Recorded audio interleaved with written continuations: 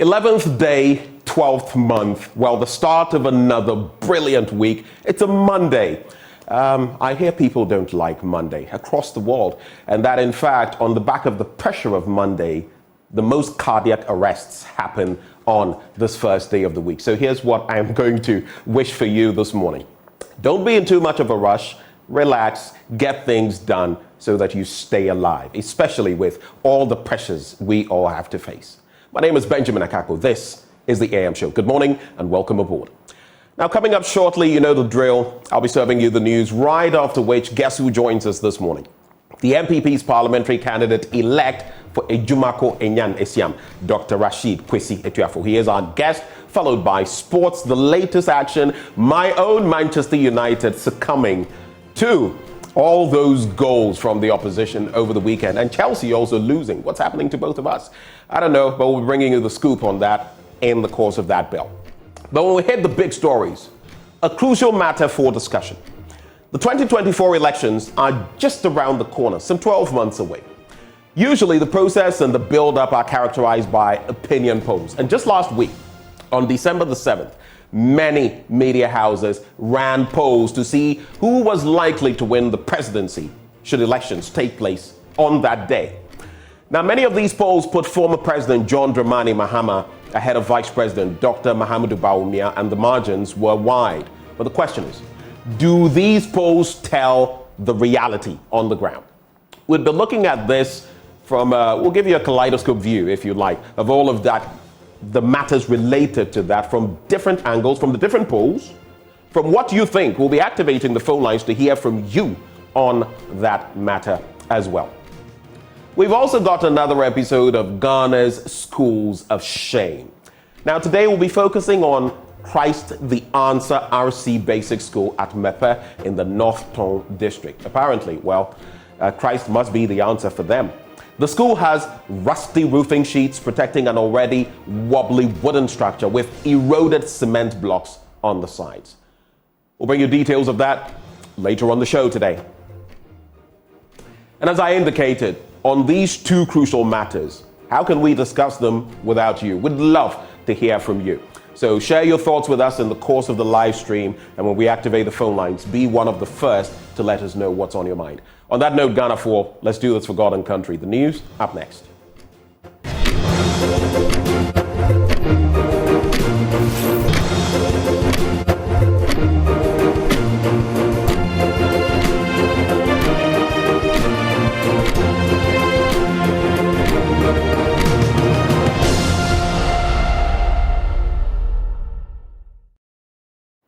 Welcome to the News Belt. Let's get into our first story now. Fire has destroyed goods and property at the French Line section of the Kumasi Central Market.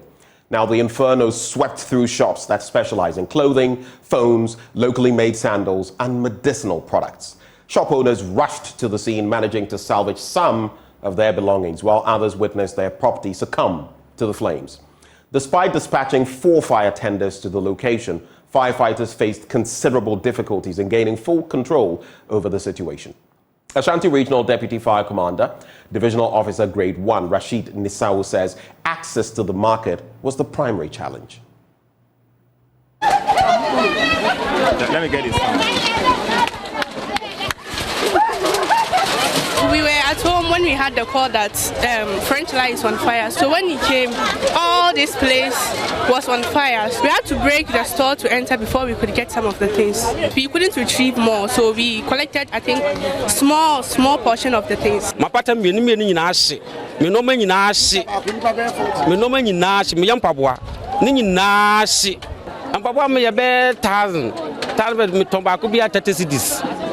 Enti maboka pa Meti say shio ye supply no more de me man no more say no money nyina ahye ye supply rob eni eyi nazomo mo se ni nyina ahye enti esra ban onwu amabo ebi abra ban wu amabo. We received a distress call at the control room reporting an outbreak of fire at French Line. The first tender to dispatch was Menchia.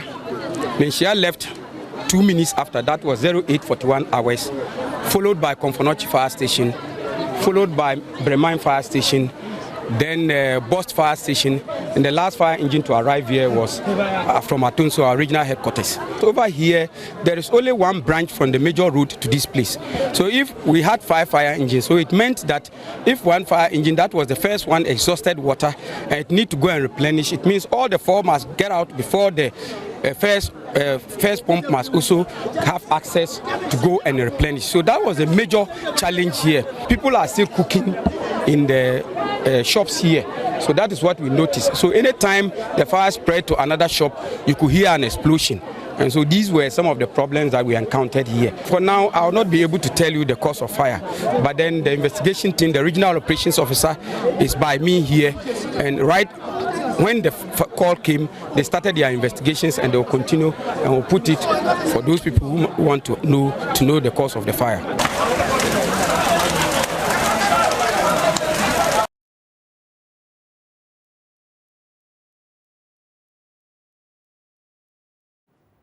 In our next story, the Ministry of Health has secured funding for the construction of a 3-story training complex for the Paramedic and Emergency Care Training School in the Ashanti region. Deputy Minister Tina Mensah says the project will improve the school's infrastructure. She spoke after seeing the passing out of 525 emergency medical technicians, basic of the National Ambulance Service.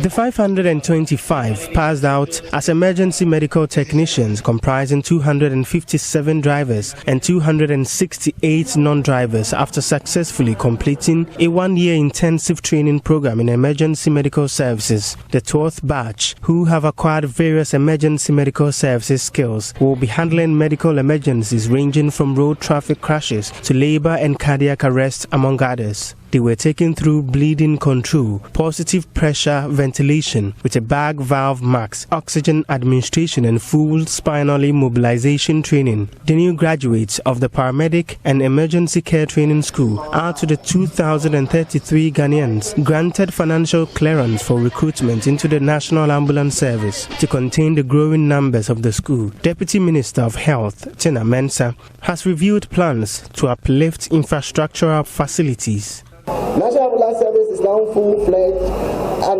an agency under my ministry following the passage of the National Ambulance Bill into law and the subsequent formation of the National Ambulance Governing Body.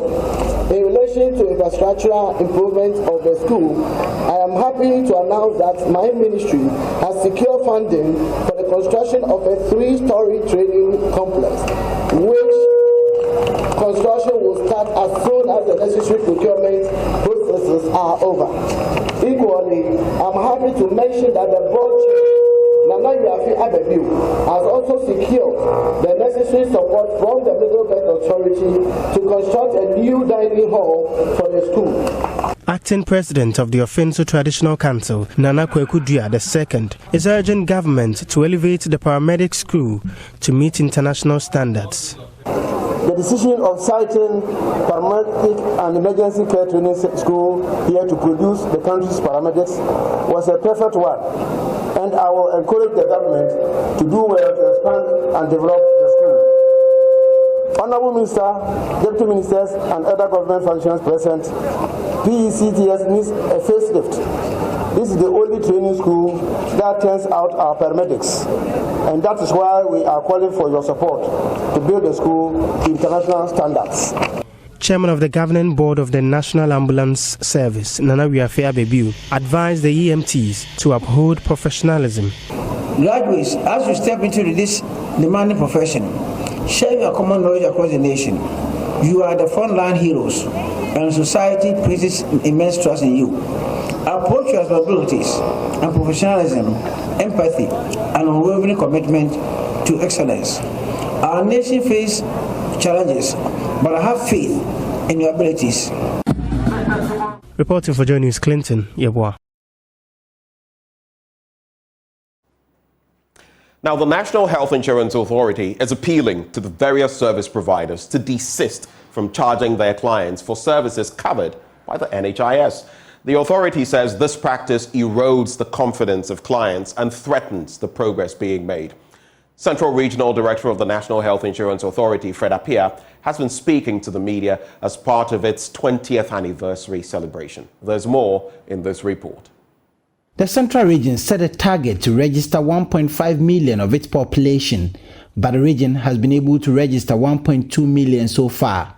Central Regional Director of the National Health Insurance Authority, Fred Appiah, says he is confident that they will meet their target and contribute to the achievement of the universal health coverage. He appealed to the various service providers not to frustrate their clients by charging them even when the services being rendered are covered by the National Health Insurance Scheme. Insurance is moving on, and so we can say that we've achieved close to 50% of the population. By the end of the year, we will even move beyond that. The services that we providers are providing for our members are also fantastic. But what you can say that sometimes the members get to the facility and some members are charged illegally. We are appealing to the providers. Please, services that are covered by insurance, please give it to our members for us. Once you are giving to them, they have the confidence in the system and begin to download the app, begin to renew their card when it expires. So please, let providers give the services to our members, and then it will help us all come on board so that together as a nation we achieve the universal coverage that we want to achieve. For the existence of health insurance, there are partners, the media, the providers, the staff. We've all contributed to sustain health insurance to this far. As part of the activities marking the anniversary, we started with the lunch. Now we followed it up with blood donation. For Central Region, we were able to mobilize 156 pints of blood with the help of the staff, with the help of Ankafo Psychiatric Nursing School, with the help of Cape Coast Nurses Training School. We all partnered and we were able to get 156 pints of blood. Now, one of the activities today is to make sure that what we have introduced, which is my NHIS app, we want the nation, we want the people of Central Region, we want the people of Cape Coast to be aware that health insurance has brought on board a new technology, a new system that will help all members to renew their card without coming to the office. So once you have the Android phone, you download it and then you are good to go. The National Health Insurance Authority in the region has been embarking on a series of activities to shore up their numbers as part of the 20th anniversary celebration.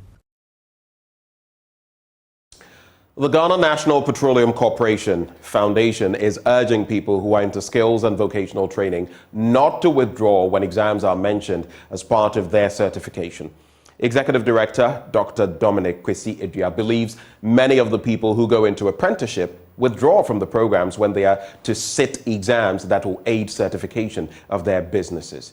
Speaking at the graduation of 400 students under the Education and Training module of the Foundation in Cape Coast, Dr. Edua said since its inception in 2018, more than 7,000 students had been trained. Dr. Dominic Edua says people who couldn't meet their target in terms of education and climbing the academic ladder deserve to be supported to meet other goals and dreams in life. He, however, says that the major challenge of the project has been the withdrawal of students at the mention of the National Vocational Training Institute examinations. In terms of education and training, and then environment and social amenities, a lot has been done in Central Region. Then we come to economic empowerment. After handling the scholarships and what have you, we realize that that has to do with the formal sector. And mind you, a lot of people also couldn't achieve their target in terms of education. I mean, climbing the ladder. So we decided to look at the other side of the coin by introducing this program to capture the informal sector. So the decision was for the foundation to add value to the skill they've learned. And that came with a partnership that we have with ASIDA Foundation. We have an MOU with them. So they do the training, and then GMBC Foundation take total responsibility in terms of funding. And that's exactly what we've been doing for the past 3 years and still running. The allocation we gave to Central Region was, I think, 400 plus. But as I said inside there, the problem we've been encountering is the reduction at the stage of the examination. So immediately they hear the name exams, then some of them withdraw. that has been the challenge. That has been the major challenge, and I keep advising that this is a special examination. It is not MCQ exams, or it's not essay writing or what have you. It is exactly to show what you've learned, so that MVTI will certify you. The Central Regional Minister, Justine Amayugod-Asan, spoke against the high level of brain drain in the country and highlighted the need for the trainees to give back to the country by staying back to help develop the country. Equipment na moja wokoton. Equipment na moja wokoton. Menyimda amode monye dem. Na so bisu yesa, ye mama wa kyerɛ. It's now one as policies and programs of Mampenyiza Bobaza. Please do not sell the equipment and other resources we have given to you. It is to support your work. Government is putting in place policies and programs aimed at cushioning the citizenry. Many of the developed countries are consistently advertising to get skilled persons to go and work there. In recent times, what I have realized is that a lot of people are traveling outside to see greener pastures. I pray that you stay here and take advantage of the opportunities government is creating.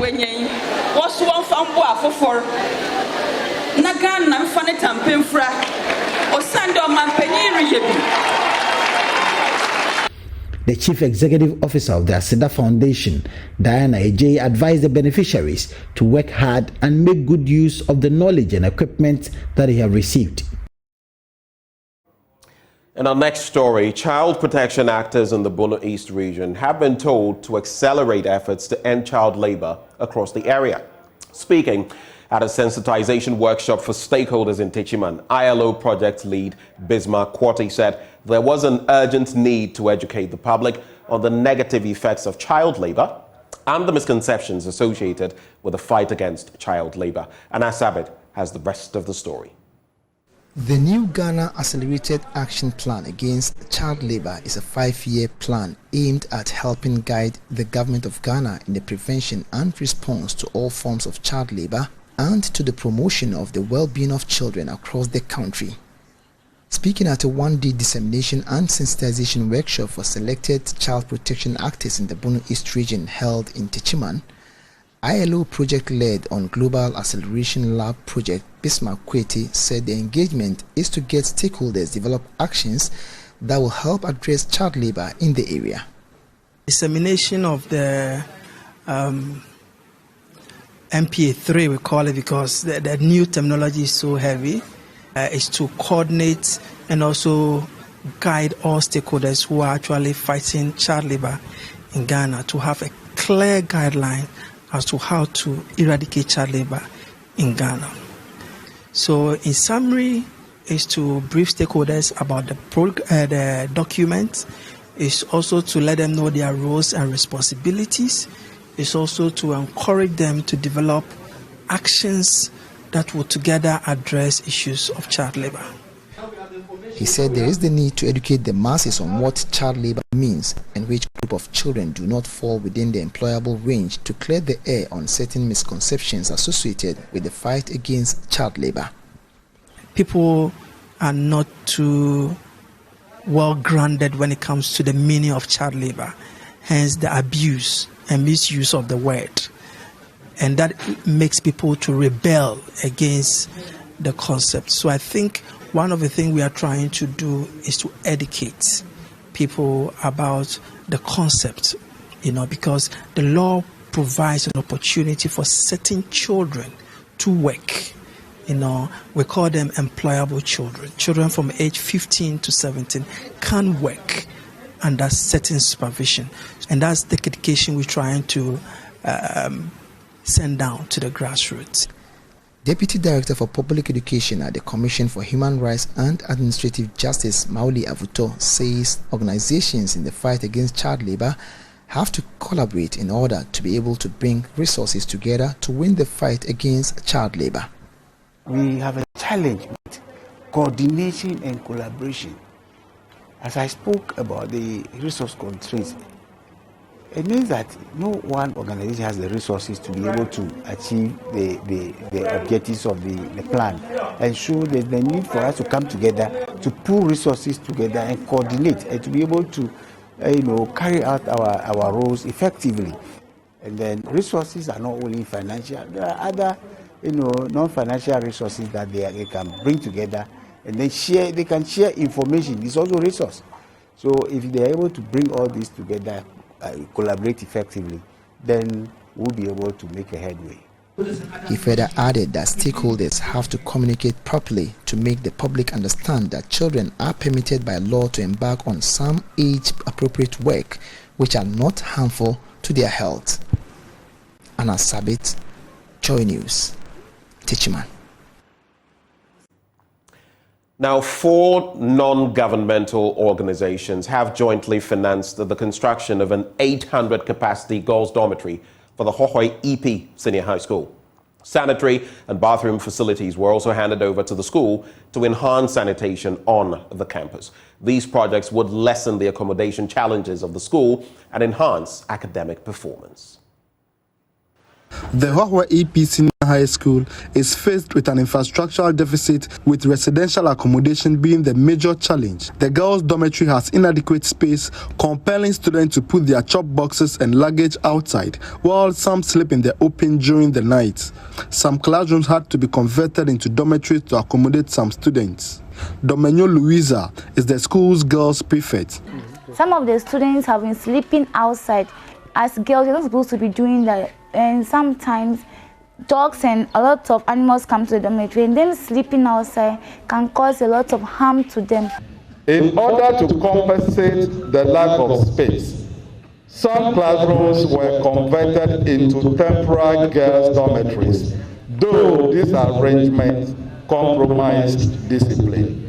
The Parent-Teacher Association therefore launched a campaign to curb the accommodation challenge of the school. Kenneth Ghana considered a proposal to erect a girls' dormitory, hereby pooling resources from 4 other organizations to undertake the project. An 800-bed dormitory, 20 capacity bathrooms, and 18-seater sanitary facilities were constructed with the 2.8 million Ghana cedis raised. The executive director of Kenneth Ghana, Patrick Ahuma, believes the provision of the facility would complement efforts in promoting women's empowerment. This space symbolizes more than just bricks and mortar. It embodies hope, empowerment, and the promise of a better future for our girls.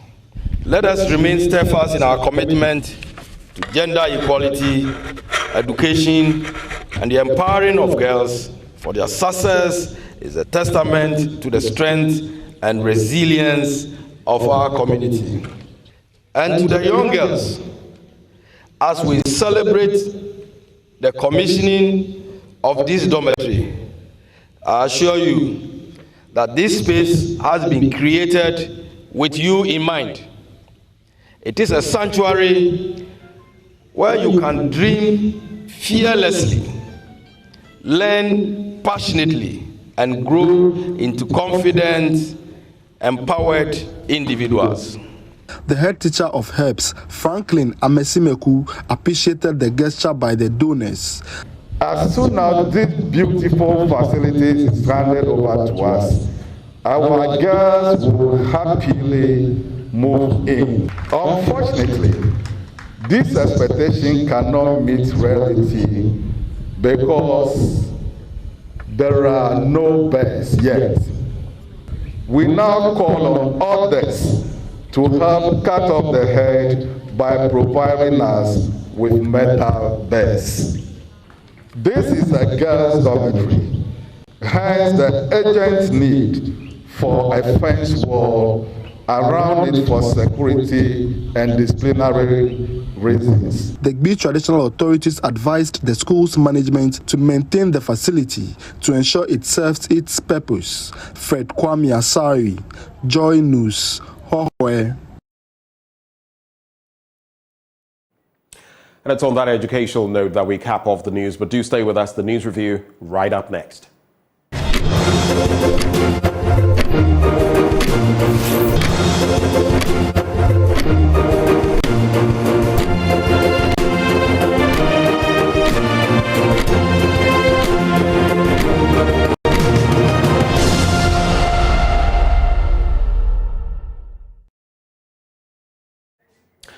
Welcome to the news review, and to keep me company over these next 30 or so minutes, we have the MPP's parliamentary candidate-elect for Ejumako Enyanesiam, Dr. Rashid Kwesi Etuafo. But before I bring him in, a quick reminder, you know the outfit that makes it possible for us to bring you this segment every weekday. I'm talking about none other than Endpoint Homeopathic Clinic. Now, here's what they're offering you.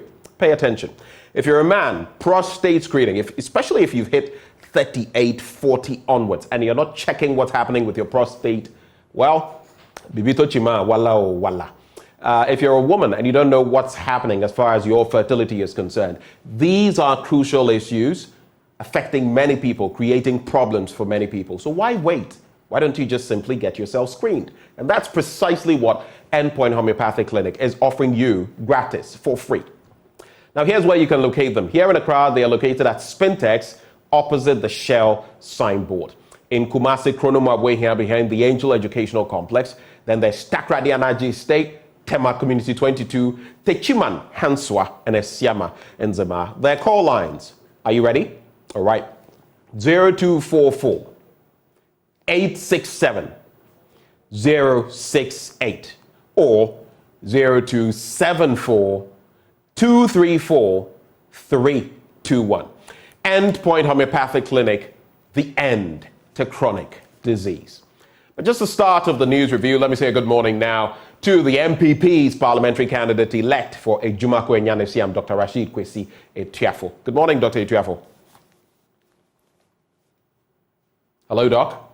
You may have to unmute if you've not unmuted. Morning. Good morning. I can hear you now. Good to have you join this morning. You are not member of parliament, but what's the latest you can tell me from your constituency, from the ground, in just about a minute? I mean, it's been positive. It's been good. We are trying to preach the message of hope.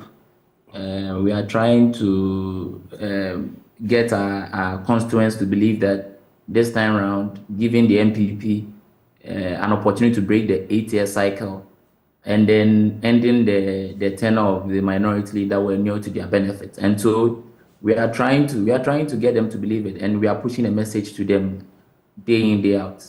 Hopefully it will translate into day voting for us.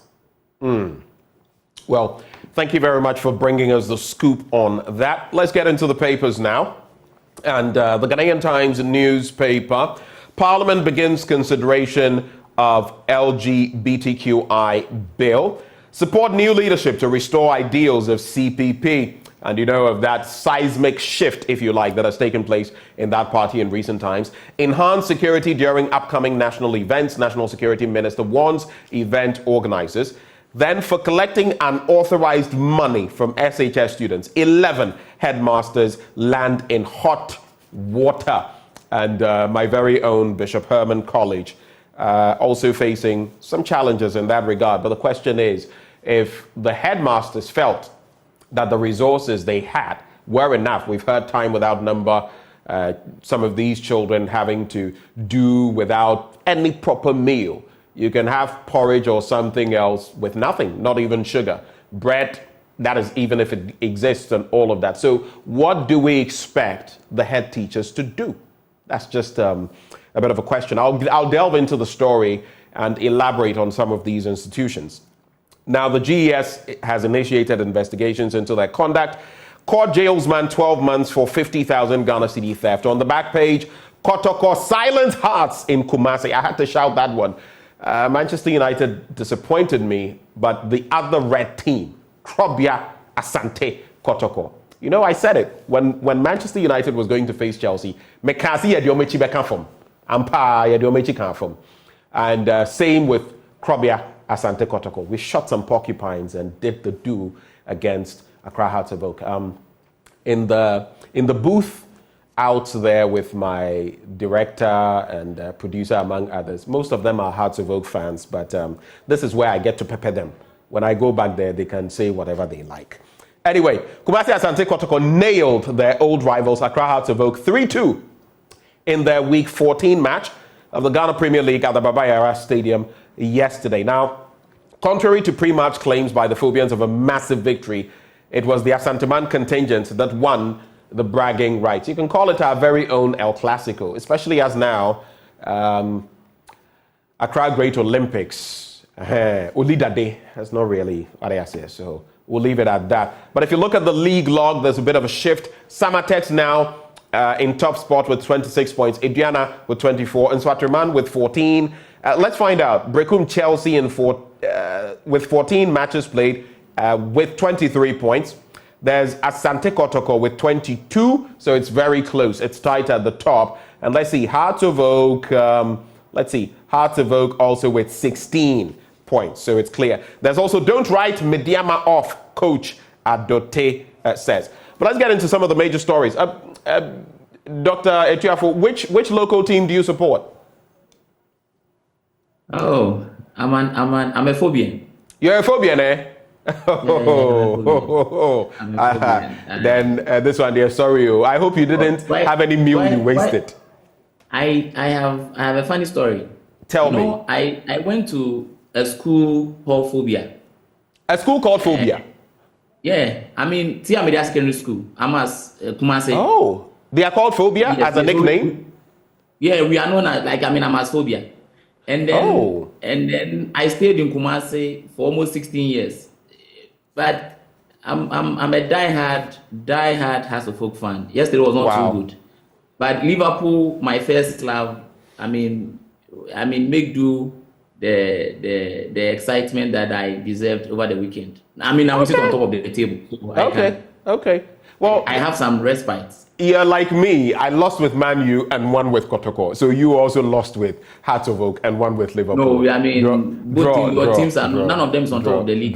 But Liverpool, we all know it's only a matter of time. You guys, time will tell. You are like Arsenal. But let's delve into the story. Yeah. So, for collecting unauthorized money from SHS students, 11 headmasters land in hot water. The GES has interdicted them and initiated investigations into their conduct. So 11 head teachers of senior high schools in the Ashanti, Eastern, Bono, and Greater Accra regions have been interdicted by the Ghana Education Service for allegedly collecting unauthorized money from candidates placed in their schools. Out of the number, 7 are in the Ashanti, 2 in the Bono, 2 in the Eastern and Greater Accra, respectively. In the Ashanti region, they were named as Mrs. Selina Anane Afuakwa, headmistress of Kumasi Girls SHS, Mr. Nathaniel Asamoah, headmaster of Asanteman SHS, Mr. Andrews Boateng, headmaster of Kumasi Senior High Technical School, Mr. Kwejo Obeng Apia, headmaster of Manso Edubia SHS. The others were Mr. Daniel Buamaduku, headmaster of the Agric Nzama Community SHS, Ms. Gladys Safwa, headmistress of Nkawie Senior High Technical School, and Mr. Ampong Ahmed Omar, headmaster of Collins SHS. There's also Mr. Afi Yao Stephen, head teacher of Brekum SHS, and Mr. Joseph Jilenje Abudu, head teacher of Odumaseman SHS. So it's quite a list there. Like I mentioned, my very own alma mater also. They have not been cited here, but there was a parent who supposedly put out some information about having to pay extra, and that's what I was questioning earlier. That with the state of some of these SHS institutions or SHSs, if you like, it's pretty pathetic. We've seen it time without number, and if you're a headmaster, you talk about some of the instances, you'll receive some punishment. So some of them are finding ways around it, and this is what is happening. What's your take? Okay, I would again want to say good morning to your viewers and say that any form of cost assigned to, I am even advocating that right from crèche to the university level, students should have an opportunity to go through the system without spending much or spending anything at all. Where I sit as parliamentary candidates, if even without the school fees and those ancillary costs, we spend a lot to support our constituents because some are not able to acquire or purchase the basic items, even provisions and all that. So any form of cost or extra cost on a parent or family may or would mean that the purpose of free SHS, which is to allow everybody that qualifies into the senior high school, some may be denied access because they are unable to afford those extra levies. But to what? Let me just make this point. To what extent is free? To what extent are we going to go with this free thing? Because mind you, free SHS doesn't mean they pay nothing. That's not what it means. Okay. They still pay some component. There are things they pay. So where do we end with this free bit? And especially with where the institutions are. You followed the stories about feeding problems, about infrastructural issues. How do the schools work it out? Okay, just a minute. Not until government redefines what it means by free, we know the standard of free. How can anybody justify a headmaster or headmistress charging students for teacher motivation or baller fees? Or, I mean, how can it justify you billing students to pay about 30, 40 cedis for baller per student? I mean... Have you been to those institutions and found out what it's like, how they're able to raise resources to take care of their garbage? Have you been there? No, but all I'm saying is that you cannot rationalize some of the components in the fees. I have not seen any school charge for feeding. I have not seen it. You raise an argument where students are not able to have the best of meals. But in the components to it, it was just one of the things I was mentioning. Yeah, it doesn't mean that's what I'm saying. That's what I'm saying. That in the things that the headmasters or headmistresses or leaders of those schools are charging, none of them makes do the issues you've raised. If you are charging for registration desks, you are charging 25 cedis for post sitting there to register students coming in. How can you rationalize that and say that affects the quality of the education in the senior high school? It does obviously not affect it. If you are charging students for 40 cedis or 50 cedis each for baller fees, that if it's 40 cedis by, let's say, 1,000 students, you are charging some 40,000 Ghana cedis a year to clear up waste on your compound. How can you rationalize that? And some of the components, when you sum it up, would amount to almost 1,500, 1,400, and genuinely, people are not able to afford it. All right, so let me run one by you. I'm not going to mention the name of the institution, but you look at furniture support. Furniture support, you tell me whether that's essential or not, especially with what we know in many of our second cycle institutions. Furniture support, 50 cedis. Exercise book, 50 cedis. There is college cloth and cardigan, 350 cedis plus 30 cedis, among others. Hymnal, among others, and a hoe. Are these things that government would provide? No. How do you respond to that? Just a minute. We have all been to senior high schools. We're buying our own exercise books. Why do you have to force students to buy exercise books from the school? I mean, why?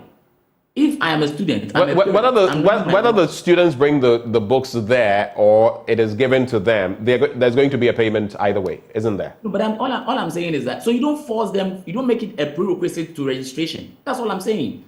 That if you think that the students need some number of exercise books, when we're in school, my school, Media Secondary School, had a bookshop. You could walk and purchase your exercise book. That is optional. You can decide to also buy your exercise book from outside and bring it to the school. That is up to you. But to make it a prerequisite to registration, that you may have to buy the exercise before you can go ahead and enter the school premises or go ahead and register, it's a no-no. I mean, college cloth. I went to a Media Secondary School during our anniversary. The cloth was sold to us. It was optional. You can decide to go and buy it. Either if you didn't buy it, nobody was punished.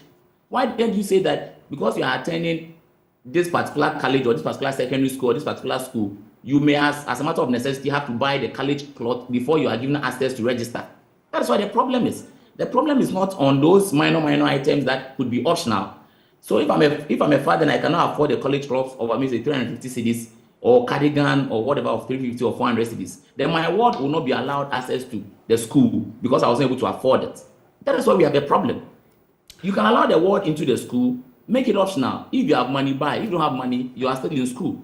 But to force these things down the throat of parents, okay, so quite unfair. So let's stick to that. We all went through secondary school, what is now senior high school, secondary school, and we paid for similar items. I remember all the way back over 2 decades ago. Now, the point then would be that, for example, something like furniture support, which is a major problem now, should they support or not? You're saying it should be made optional. Well, should their having access to a desk be made optional as well? There are so many components. I agree with free, okay? But free today in our circumstances. And let's cap off the conversation from here. Even the IMF, the World Bank, on the back of our program, have told us that, look, the free SHS component is one we ought to take a look at. I can't for the life of me understand why a lot of parents, okay, on TV and other places, I remember on Newsfile, a number came and said, we don't need this. We can afford it. Why we can't streamline it so that we are doing it for the poorest of the poor, those who actually need it? There have been conversations about, but if you do that, then there'll be infiltration into the system and maybe someone who doesn't. But there are people who can afford to take care of this. Why not ensure that those who can't afford it? I mean, these are social systems. That's how it's done. Why by force we want to go the route of everybody and then stifle it in this way? I don't know. But it's a good policy, like I've always said. Very good. The implementation is not going well. And 7 years down the road, we've seen it every year. But I guess we can stick to our guns and do it the way we want. We have hundreds of senior high schools. The number we have been told are doing this so far, it does not even amount to maybe 1%. These are those that have come to the fore. And yes. every year, we have quite a number of them. And in the course of the year, it's not just around this period. In the course of every year, it's there. You have raised legitimate concerns, which you mentioned to be that you think, based on IMF and all those... Even before the IMF, these conversations have been had. And you're asking for a review. But I said something, that governments, until it decides to review the policy and say that now I'm knocking off furniture, size book, college cloth, and all those things of the free components, headmasters must comply. For me, that's it. All right. Once GES says that we are taking off these items from the list of free, then you can go into charge. If you think that you need these items and you want to charge, you can engage your employer and say, GES, we don't have enough furniture. Are you able to provide 1,000 furnitures? If no, can we charge a furniture support? Those are conversations you can have with your employer. But as you're sitting there, I'm sure Joy has its policies. You cannot say because you do not agree or you have a challenge with the policies of Joy News or Joy Multimedia, you would go contrary to the policies or programs of your employer. That is not right. Well, there's a certain extent to that, and some of us are very free with our thoughts and we air them, and there are discussions and things change. That's the difference. But let's get into, hopefully today you also take a look at our latest installment of Ghana Schools of Shame. That should give you some perspective, though it's not at the secondary level. But let's go to page 13. Enhanced security during upcoming December events. The Ministry of National Security has advised organizers and patrons of upcoming events in December to put in measures that would enhance security during the festive season. According to the ministry, this was necessary in the face of emerging security threats in the nation's neighboring countries.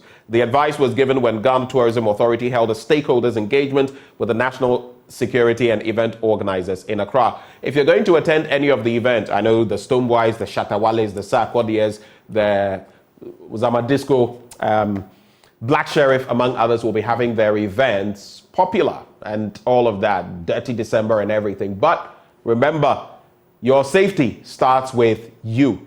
It's in your hands, even before any others. So check out, ask questions of these event organizers. I am pretty cautious with some of these crowded areas and all of that. But you should take this into consideration because guess what?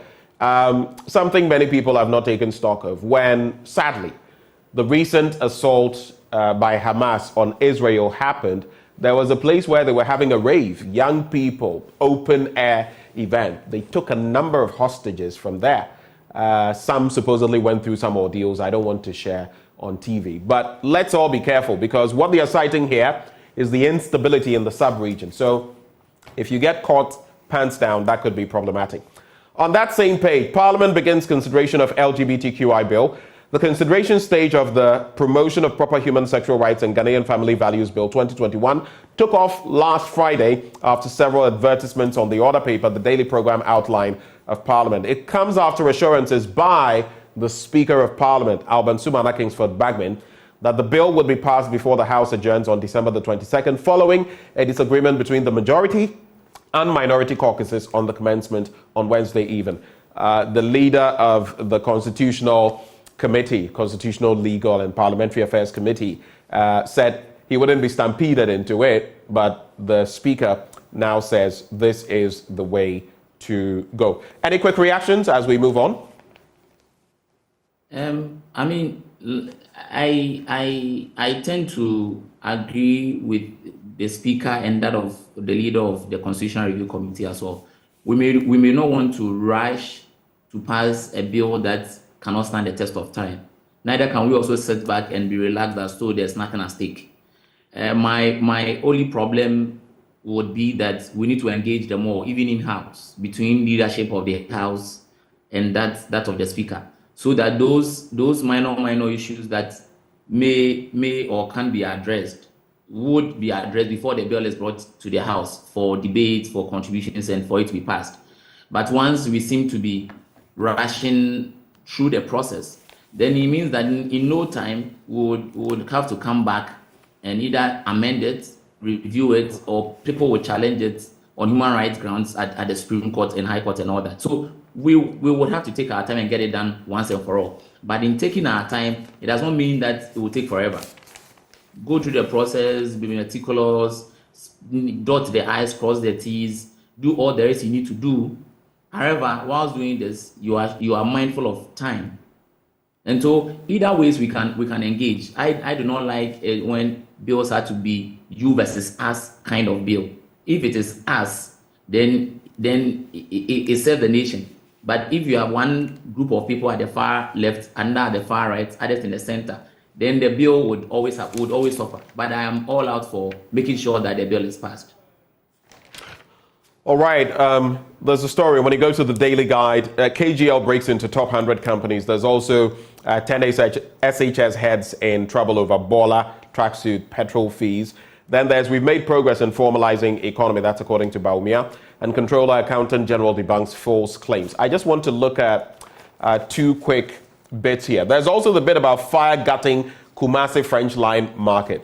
I always say that when I joined the multimedia group, one of the very first stories I did, in fact, probably the first, had to do with the Ordona area and a market fire. And I do recall that in there, it was a bit dangerous, but we actually took shots of that. In these containers, you would find people with gas, cylinders, cooking and all of that. So when there's a fire, you would hear the explosions, just making matters worse. How long we'll continue with this burning of markets and all of that, only God can tell. This makes no sense to me, but it is what it is. And then we'll come and plead, and government will do this, and they'll go back to the same thing without any proper regulation. That's the story there. There's a picture here, a cartoon of the Speaker of Parliament. He said that in recent times, it's either you adjourn sittings to 2 p.m. or 4 p.m., but don't be coming all the time. At 10 a.m., you have maybe a handful of them, parliamentarians there. It takes a long time before many of them come through from different places, and that's the story. But Vice President Dr. Mahmoud Baumia of the MPP has said that there has been significant progress in the drive to move the Ghanaian economy from an informal one to a formal economy, which would catapult the economic transformation of the country. Speaking at the 20th edition of the Ghana Club 100 Awards in Accra last Friday, Dr. Baumia said 7 years ago when the government assumed office, the Ghanaian economy was largely informal, whatever that means. And for economic transformation to take place, just as in many developed economies, there was the need to resolve age-long or age-old problems associated with the informal Ghanaian economy. Any reactions to that? I'll start with the markets fire outbreak. I think that it's largely compliance and enforcement of some compliance issues that I think that the National Fire Service would have to increase its public education vis-a-vis the various MMDCs or MMDAs doing monitoring and ensuring compliance. In my very own Ejumako, I think about 2 months ago, we experienced the same issue. And the problem, like you said, is that a lot of these market women in those small cubicles leave out a lot of combustible materials who ordinarily is not in the course of their trade. So you see somebody, he comes to work or market at 5 a.m. and probably leaves at 9 p.m. So he has a mattress in there, he has a gas cylinder in there, he has utensils in there, he has foodstuffs in there. So the slightest spark, there's ignition, and the market is in flames. And then they would now come to burden, if maybe the use of the word burden is harsh, but they will come back to appeal to government to come to their aid, which now burdens government's finances. So I'm begging and pleading with Ghana National Fire Service and asking those metropolitan, municipal, and district assemblies to be engaging and inspecting and making sure that they are compliant. Now to the Vice President issue of formalizing the economy. I mean, largely we are getting there, and we are moving towards that end. A lot of it, because proud to digitalization, we had a lot of market women, a lot of people in this country who had never had a TIN number, where we would a TIN, people never knew there's something called tax identification number that every individual in the country will have to be identified with.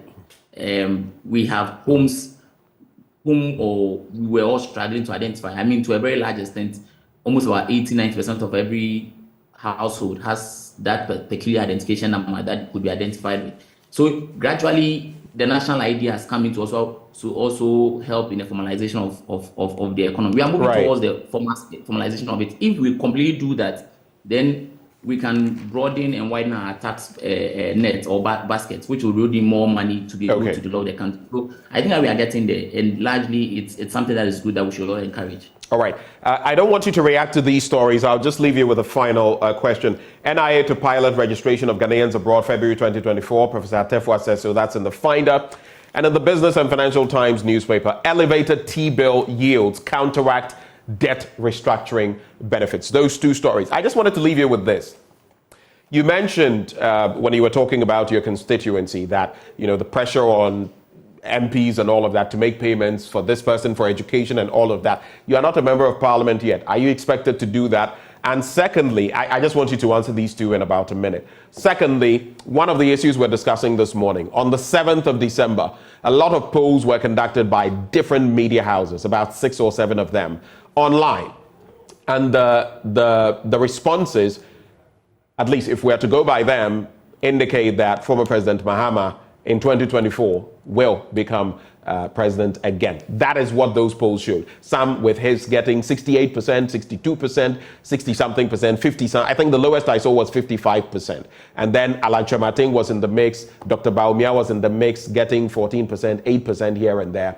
What do you make of that? Is it any writing on the wall? What do you think? For us as politicians and as those in government, the real work and the real determinants would be on the grounds. We have some 11 million people who are likely to determine our fate as MPP on December 7th. In fact, even though these polls tell a story, they don't tell it all. And so it is quite revealing, and it's going to enforce and it's going to make us as a ruling government sit up. We have 1 year. We have not gotten ourselves in a campaign mood. We have not started telling our story, 360 story. Start telling our story. Ghanaians will begin to understand what we have done, what we are doing, and where we seek to take them. And for that, we are hopeful that December 7th of 2024, going into December 8th, the MPP would break the 8th. So yes, of course, the polls are and some of these online polls are really, really skewed. Really skewed, and so we'll take note of it and we'll push through. As a person who believes in education, even whether I'm a parliamentary candidate, a student, a worker, an employee, anybody that approaches me to support any form in any kind. So I just wanted a quick answer on that. So you are paying. People are coming to you. They need help. I mean, and you are I've been doing this since 2012. Since 2012, I was not even online politics. For the sake of time, I just wanted clarity on that even before you become MP. I know where that is taking us. You are expected to pay. So anyway, we'll leave the conversation here, but it's always good catching you, Thank you so much. On Monday mornings. We're grateful for your time, Dr. Rashid Kwesi Etuafo. He is the MPP's parliamentary candidate-elect for Ejumako Enyan Esiam, and he, of course, will be taking on the minority leader, Dr. Cassiel Atto-Forson. Before I leave, so we can segue into sports, This segment brought to you by Endpoint Homeopathic Clinic. If you're a man, they're offering you prostate screening for free. If you're a woman, they're offering you fertility screening for free. Here's where you can locate them. Here in Accra at Spintex opposite the Shell signboard. Kumasi Kronumabwe here behind the Angel Educational Complex. The Stakradi Energy State, Tema Community 22, Techiman Hanswa and Esiama Nzima. Their call lines 0244 867 068 or 0274 234 321. Endpoint Homeopathic Clinic, the end to chronic disease. Sports is up next Tuesday.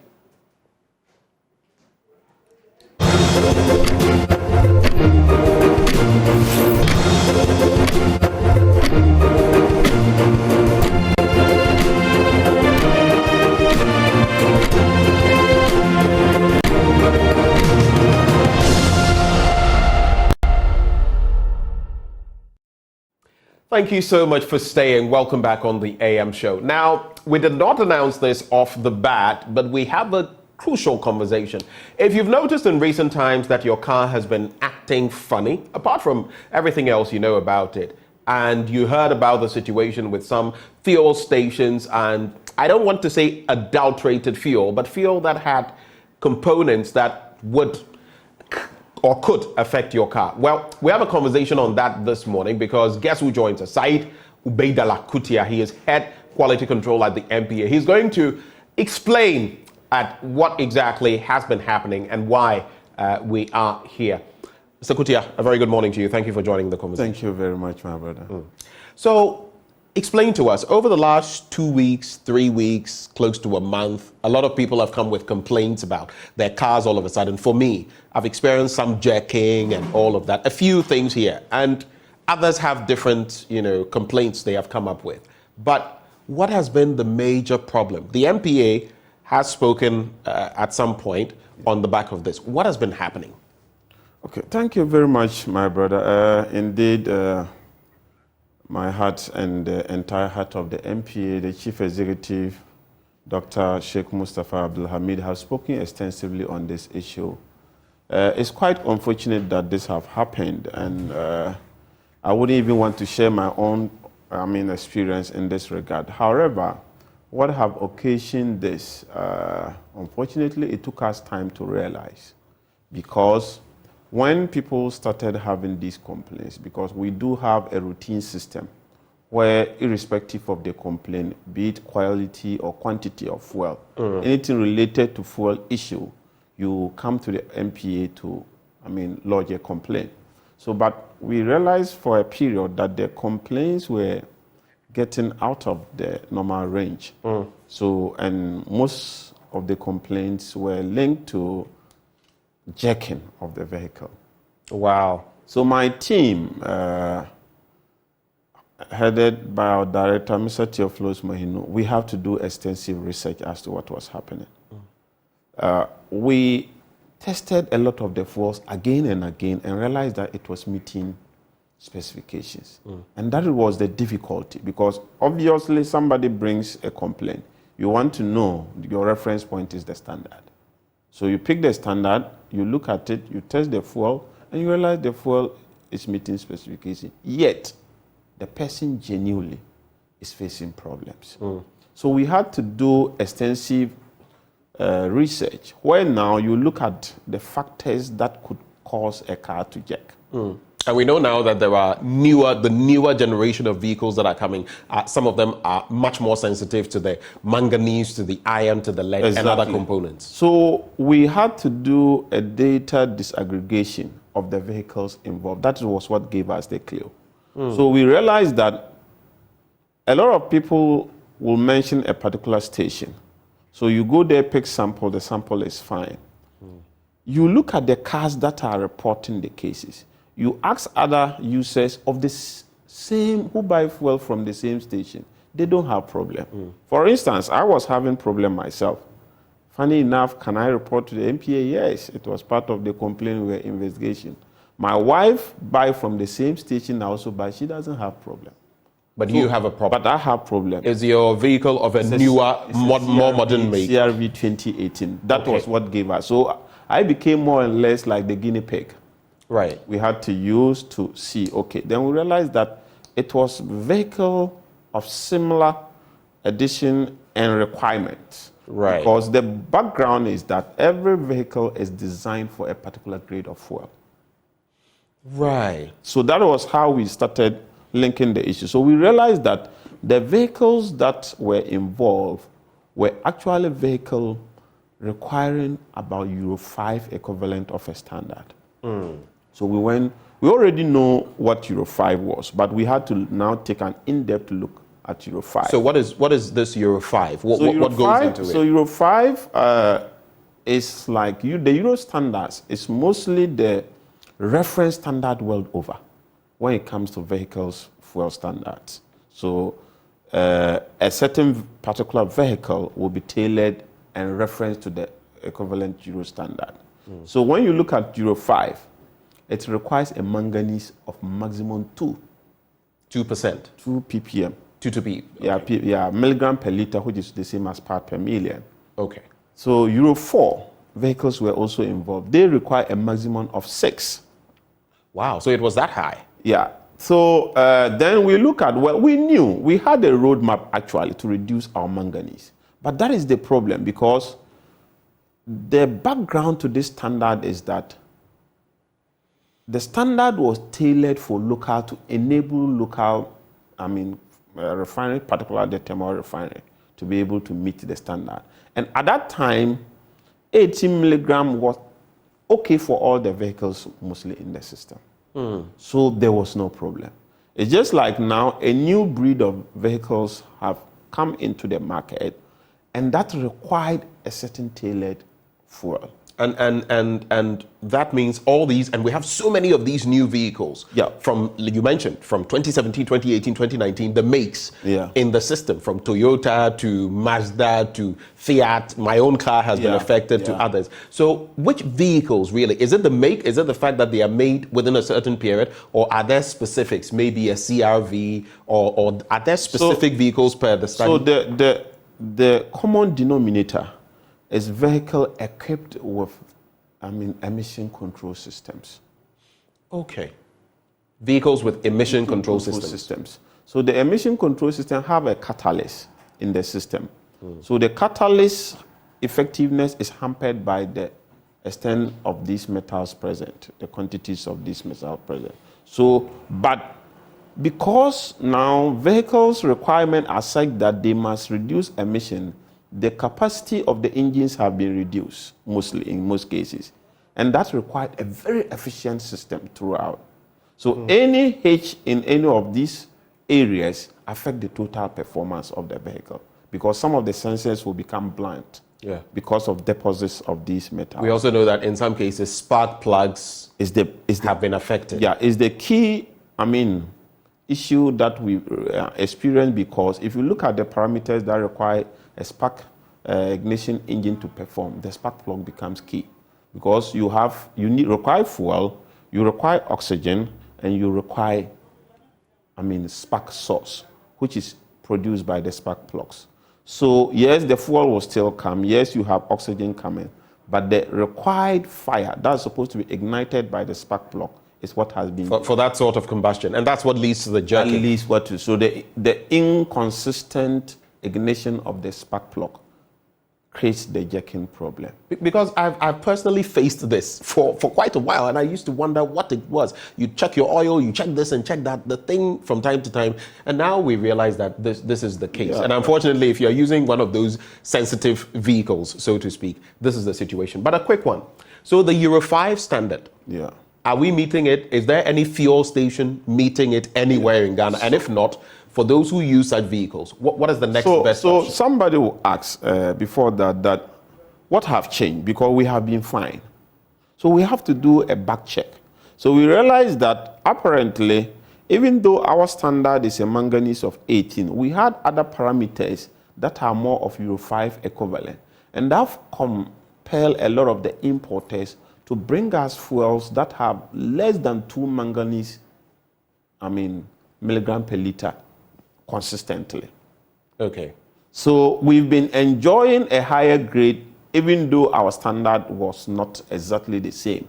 Because our standard, the current Ghana standard, who the G for petrol, GS 140. Are we going to change that standard? We've already changed. We've changed it. We've changed it. As a result of this, we have to do an emergency. So when we realize that's the good thing, when we quickly realize, in fact, the chief executive of NPA, Dr. Mustafa Abdul Hamid, have to call the GSA Director General, Professor Dodu.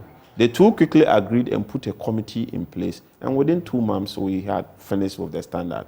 I think it's now going for public comment, but however, the NPA have taken a proactive role to talk to the main importers that, look, this is the situation. The standard currently will allow you this, but in view of the impact on consumers, we plead with you not to bring fuels of these until the standard becomes effective. Okay. But we've given them an effective date of 1st January. Okay. But we've gone ahead to start some level of to plead with them okay. to ensure that fuels of that range does not come in. Okay. So the top part of the chain is fine. Okay. All the depots currently have fuel of normal quality that will give you the problem. Okay. The unfortunate thing is that just like if you have a flood situation, when the rain even stops, but you have some storm water that's still in the system. Right. But we anticipate, in fact, already when we do our statistics, the complaints have come down. Okay. The complaints have drastically come down, and we think that... And we're grateful to the MPA for all the good work you're doing. We'll have ample time. I see the numbers on social media rising. You're very interested in the conversation. Subsequently, we'll make more time for this conversation on the show. But Mr. Kutia, we are so grateful that you've taken the time, at least to educate us on this and let us know that there's work going on. Thank you very much. All right. Once again, my heart goes to everybody affected. Thank you so much. That is Mr. Said Ubeidallah Kutia. He is head quality control with the MPA. So if you've been wondering what is happening with your car, this could be one of those, especially if your car is a new one. Stay with us. After the break, we return and talk politics, the latest polls, and what we can look forward to in election 2024. We'll be right back.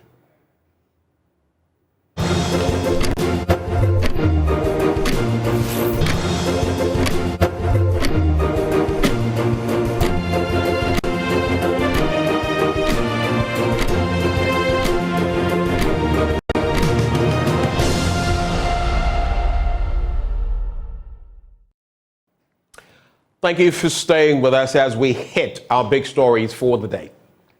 The 2024 elections are just around the corner. They are some 12 months away. On the 7th of December, exactly a year to the elections, many entities, including media houses, conducted opinion polls. And interestingly, of all these polls, a certain former president, John Dramani Mahama, came out tops.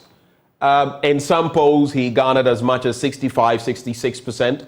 In others, as low as 55%. But what stood out was the fact that in all of them, he was giving a trouncing to opposition. All of those that he was competing with, from the likes of Dr. Mahmoud Bawumia, flag bearer of the MPP, Alan Kwadwo Kyerematen, together with others. The question is, how much credibility or credit can we give such polls? Are they a sign of things to come in 2024? Mind you, some other entities have, like the EIU, have said that the likelihood of the NDC returning to power with former President Mahama is very high. But how much credit can we give this? Joining us for a discussion on this, we have Mussa Dankwa. He's Executive Director, Global Info Analytics. He joins the conversation together with Ben Efson, a political poster. Mr. Dankwa, Mr. Efson, good morning to both of you. Thank you so much for joining the conversation on the AM show. Good morning. Do we have Mr. Efson? Yeah? Yes. Uncle Efson, it's really good to have you. You've not been looking for your nephew. Good morning. Good morning. Anyway, so here we go. I'll start with you, Ben Efson. When you look at the recent polls, and I'm sure you've seen a number of them, I'll just get into the fray so that I can mention some of what the figures looked like. So some of the polls, for example, there was this one I'll just get to it because they all have the different figures. They are all loading. But generally, they were pointing to the fact that the former president would come up tops. From what you've seen so far, I don't know whether you've conducted any polls in that regard. How much credibility would you give to such opinion polls? Well, thank you. I've been doing polling for about 22, 23 years. And my experience is that we do polls every 4 months. Right. Every 4 months. But the ones that have pointed to the end result have been those that we do from June. From June, 6 months to elections, we do every 2 months. Right. And the average in terms of, so I've done 7 polls, 7 elections, I missed one, 2016. And although that I've hit the jackpot, I've realized that the last polls we do in the last 6 months voting gives us about 80-85% accuracy. Because you start doing polls now for a year's time. First, the flag bearers have not announced their running mates. The running mates do have an effect. 2, a year to things may begin to change. So I take polls that we do 6 months. That's why we don't publish any polls a year to, because a year to is kind of too far away. Right. Interesting initial comments. I'll throw the same question to you and then we'll dilate on the different points that have been raised. But for you, Mussa Dankwa, you have been conducting these polls every now and then. Does this lend any credibility to what the picture could be in 2024? Right. Thank you very much. We have seen a pattern in the both online polls and then the field polls that we do over the last 2 years. And it has consistently put John Mahama on top from January 2022. And that hasn't changed, even with the online poll. Now, secondly, we've also realized that the gap between the online polls average and the field polls is about 20% between Mahama and Dr. Mahmoud Bawumia, consistently, around 20%. And thirdly, we've also realized that DMB, Dr. Mahmoud Bawumia, is attracting about 75% of MPP support. And Mahama is taking around 10 to 17% of MPP support. And Alan is taking around 17%. This has been consistent with the online poll we just did. It's also consistent. When was the last one? When was the last one you conducted? But we did an online poll yesterday, just to see whether there's a difference between what we are seeing online with what others have seen, including yourself, to FM. And the pattern did not change. The same pattern was repeated in our online poll that was closed yesterday. And if you look at the way floating voters are voting, it is consistent, both online and field survey. And the way NDC is voting is the same online and in face-to-face. And for those who don't disclose their party affiliation, the pattern is the same. So we are seeing certain pattern consistently. And that is what makes us take some credence in the online poll, even though it comes with a health warning. I'll get back to you on some other matters, but Ben Efson, how do you react to that?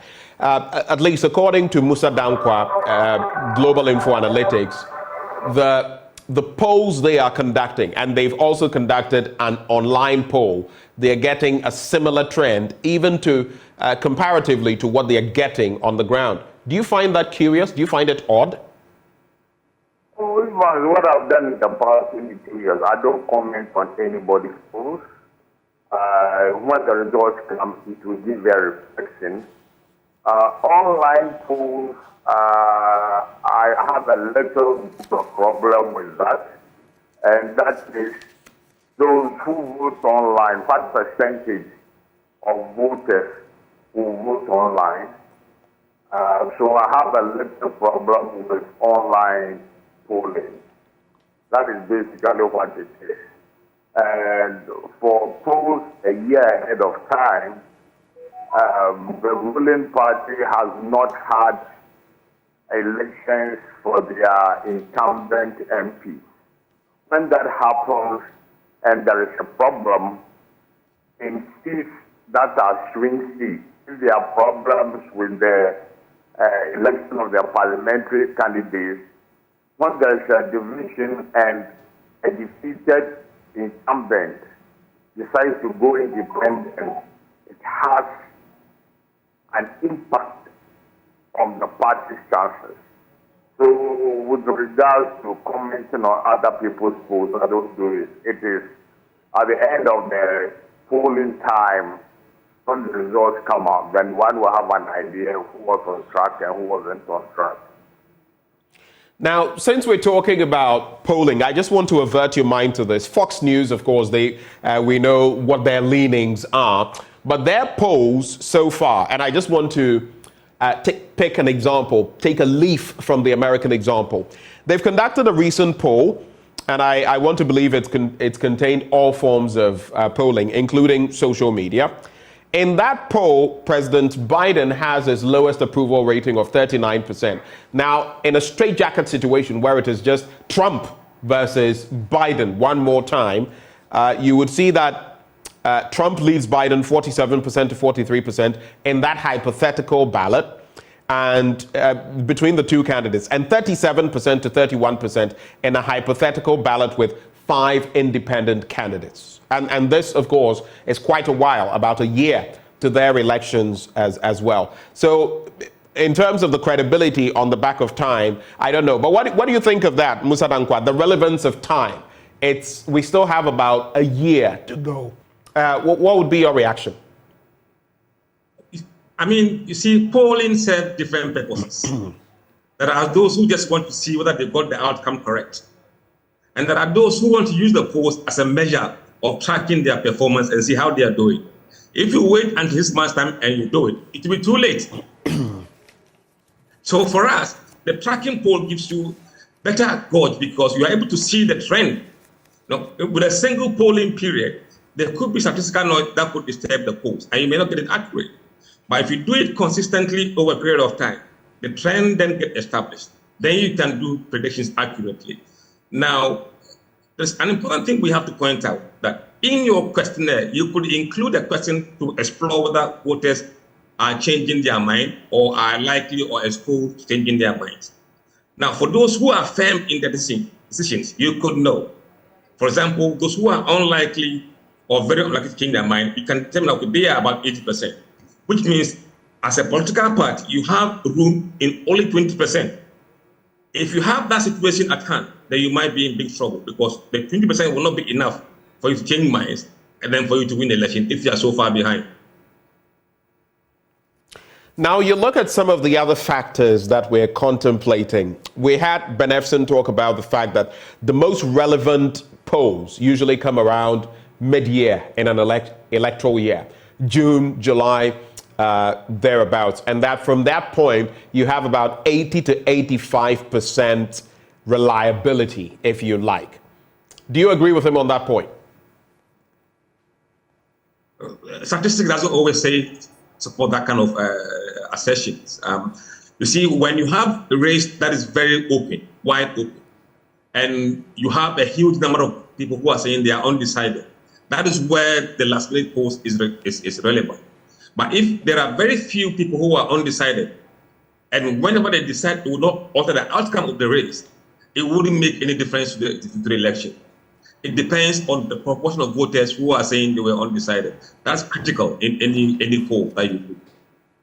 All right, let's quickly go back, even before we come to the running mate saga. Let's quickly go back, Benefson, to the real numbers that were put out on the 7th of December.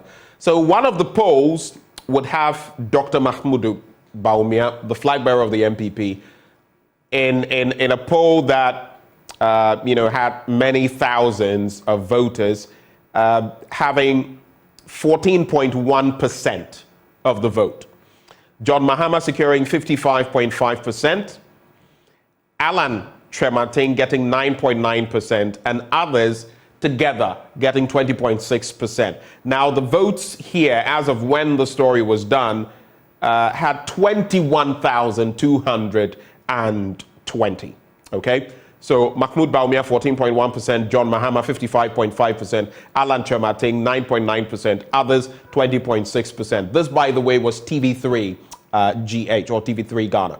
Over 21,000 voters or polled people. Then you go to Star FM, they also put one out.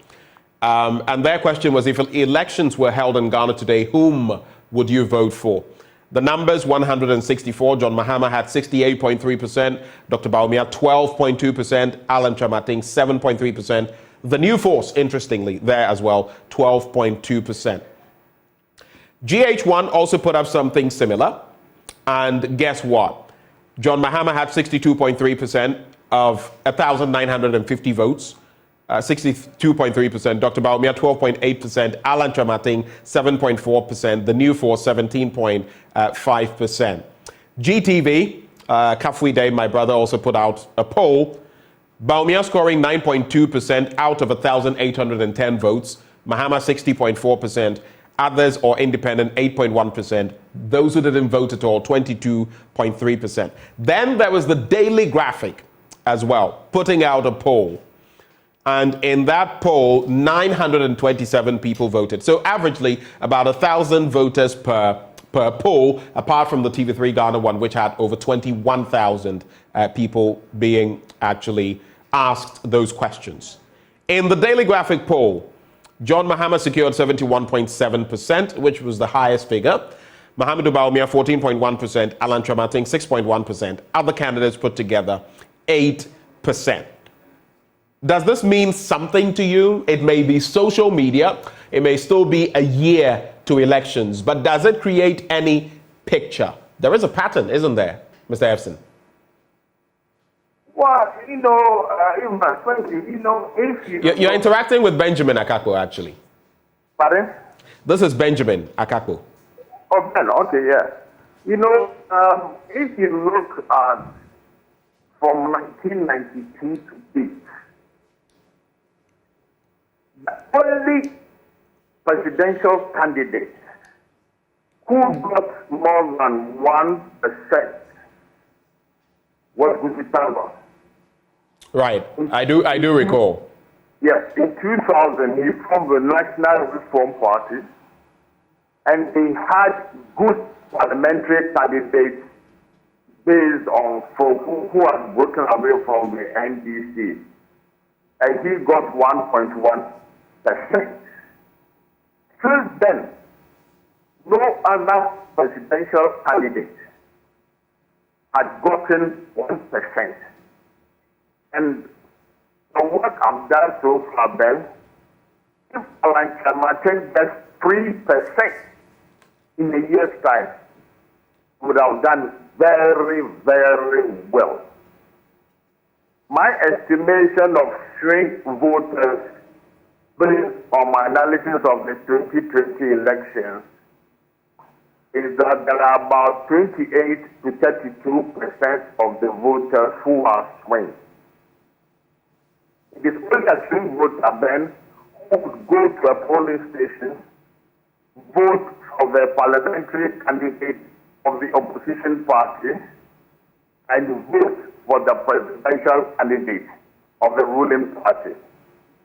In 2020, NDC won 30 of the 32 seats they had lost in 2016, and their presidential candidate lost over half a billion votes.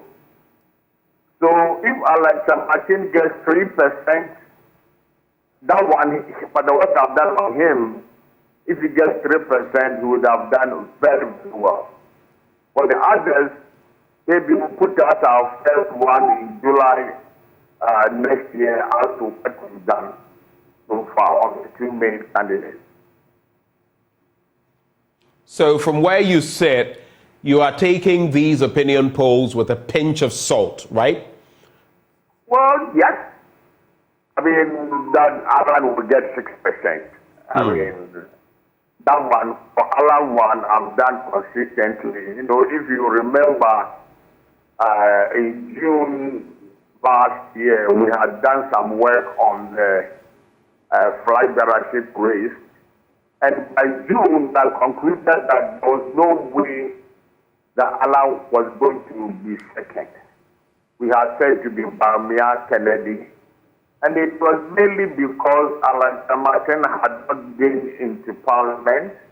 He hadn't been going around like Kennedy has been doing.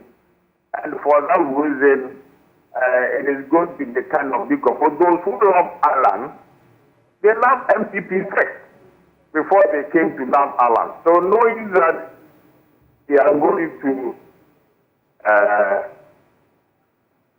score their votes by voting for Alan. Now, one of the things I realized about online polls is that because they tend to have a psychological effect, you will get people online voting for the other candidate to give sort of a bit of psychological advantage and input. But when the time comes, we see where the heads are and where the legs are. For you, Mussa Dankwa, what do you think of the Alan factor? We've seen him in the Ashanti region, especially with a flood of yellow and orange. The last one in Kumasi gathered quite a gathering, if I may even put it that way. But you look at these polls, and they seem to give him anything from 9.9% to 7.3% to 7.4% to 8.1% and then 6.1%. Do you forecast that this, I wouldn't want to say, I don't want to use a certain word, but this member of the MPP who has moved now, forming his movement, do you think he can come anywhere close to these numbers that we are seeing in the online polls? That question was for you, Mussa Dankwa. Okay, it appears we've lost Mussa Dankwa. We'll try to reconnect with him. I would have wanted his take on that bit. But coming back to you, Ben Efson, the running mate saga, it's become a crucial question now. Even before we get into that, Mussa Dankwa, we lost you. We have you back. I was just saying that in terms of the votes that Alan Kyerematen is getting in the online polls, everything from 6.1% to 9.9%. Do you forecast that he will get anything close to that in actual terms in election 2024? Ben Efson was mentioning that the best you'd get is Guzitano, who mustered over 1%. Since that time, no other person like this has gone even close. What's your take? You see, politics of yesterday is not of today. And Alan is not Guzitano. And Alan is very formidable. We've seen that. Look, in the recent poll that we did, in field, in Ghana, Alan was getting around 11.3% nationally from the field. 11.3%. That's even higher than the online polls. 11.3%. Absolutely. In the field. And he is getting these numbers from the Akan regions of this country and Greater Accra. So, I mean, for you... So when you say the Akan regions, you're mentioning the Ashanti region, the eastern region, maybe the western region. I don't know whether the central region is in there, and then Greater Accra. Is that what you're saying? No, the Akan regions, or what we call Akan dominated regions, are the Ashanti region, eastern region, central region, western north, Bono, Ahafo, and Bunu East. These are the Akan dominated regions. And this is where MPP normally does well. And he is also doing very well in Greater Accra. So you can't equate Alan's performance to that of Guzitano. It doesn't work like that. So as of now, 11.3% is even higher than we're seeing in the online polls. You're basically saying that there's going to be some seismic shift. If at least this tide continues this way, then Alan could take away quite a number of, votes from both ends, from both of the major political parties, the NDC and the MPP. What we have observed is that Alan is doing a lot more pulling of votes from the MPP, not so much from the NDC at the moment. So you can see that the number Bawumia got in the 2023 October poll, over 80% of it came from Alan votes came from Bawumia. So it is MPP that is hurting at the moment. And especially in the Ashanti region, where we saw Alan doing about 17% in Ashanti region. And if that number pans out on election day, that would be serious for MPP. What would be your reaction to that, Ben Efson? Because definitely, Alan coming from MPP stock with those disgruntled members, those people who may even be ministers, members of parliament, who supported him openly, who have pledged their allegiance to the MPP. Only God knows how they will vote. How do you foresee, I mean, in the past, now, and in the future, do you think that impact, especially in the Ashanti region, could be that fatal for the MPP? Well, you see, if Alan has strength, he should have reflected in the super. Right. You know, I was surprised at Alan's performance. I knew he would be first, and I thought the gap between him and Senator Japan would be a bit smaller because most of the super delegates were people in the 40s and above. Mind you, Alan picked as the system candidate 15 years ago. Within the party, he had not been active. He hasn't gone to parliament. So I expected that the gap between him and Kennedy would be a bit closer. But it was wide, and him resigning because of one incident. I felt that from less than 1,000 votes in the superdelegates, I felt that about 200,000 votes in the general internal election, the gap would have been too much. And I repeat then, if Alan Samartin gets 3% on December 7th, 2024, I will be very, very surprised.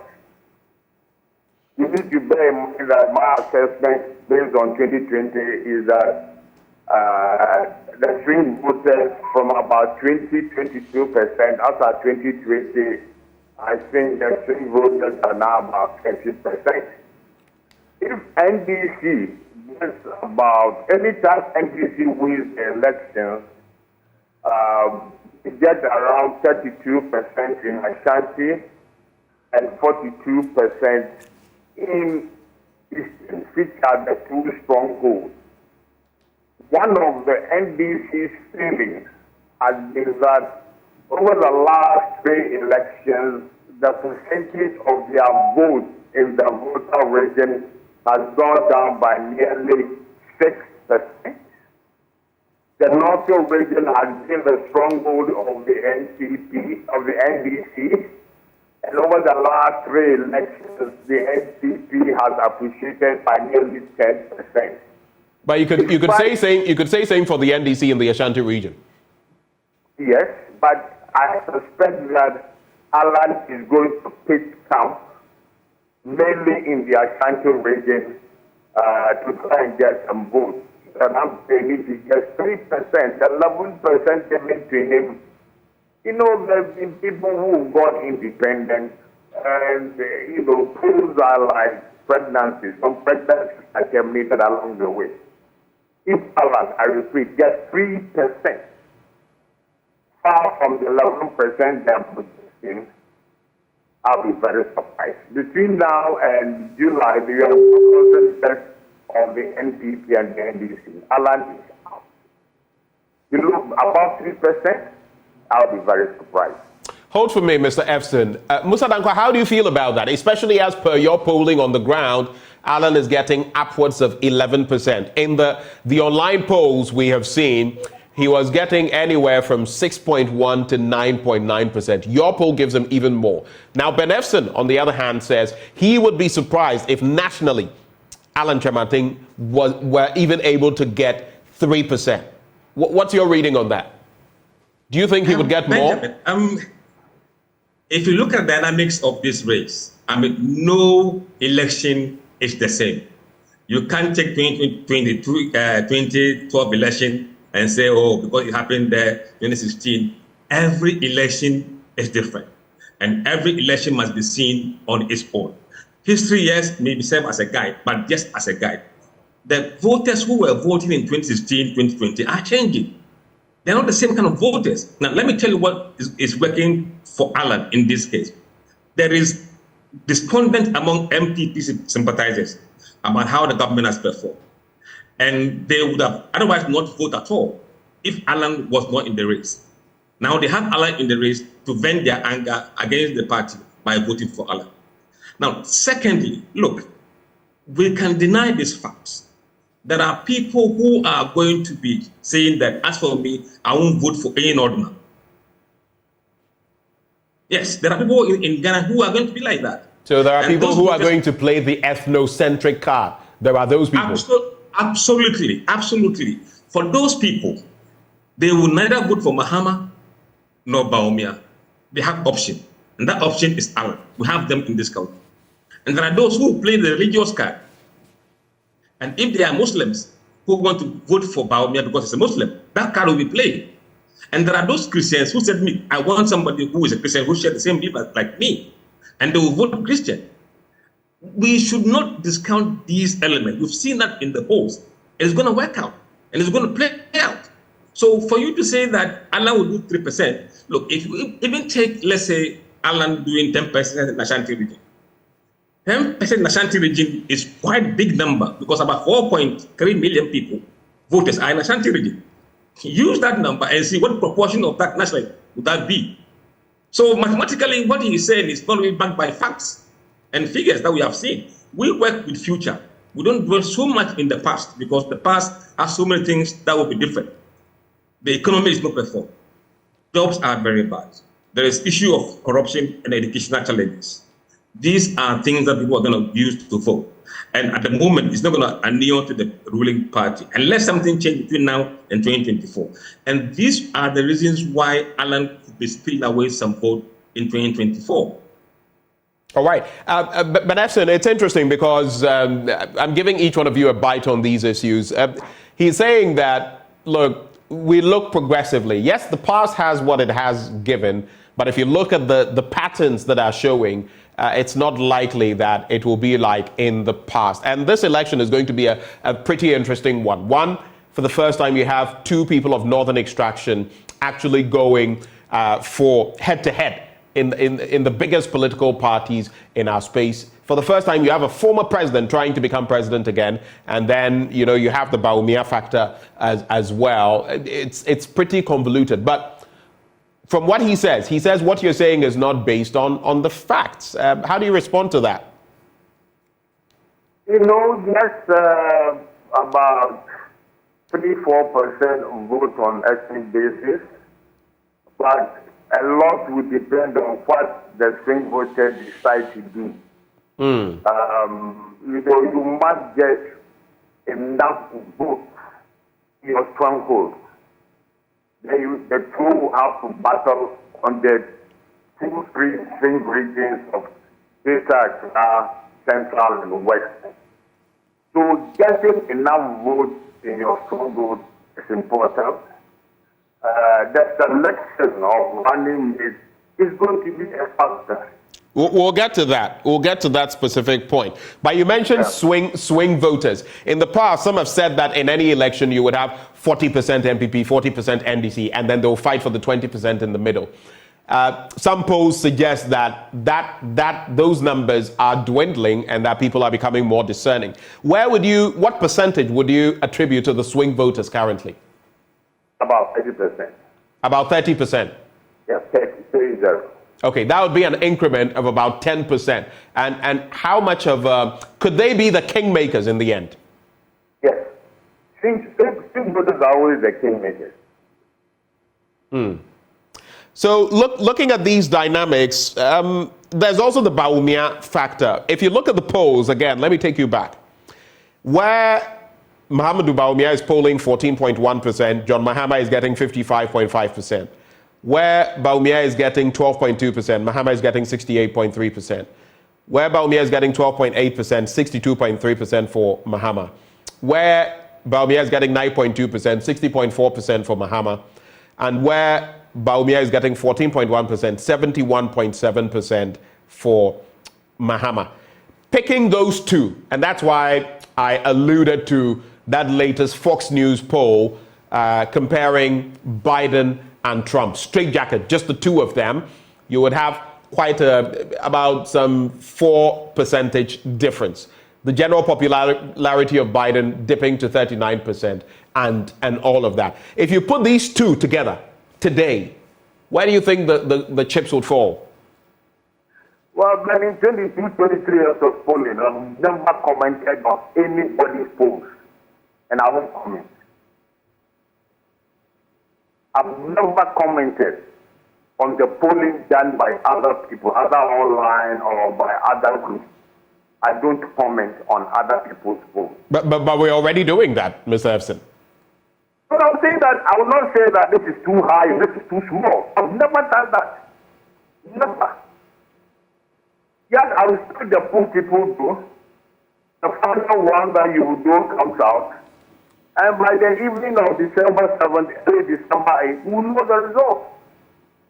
Then it's a deliberate policy when I started polling to never comment on other people's polling.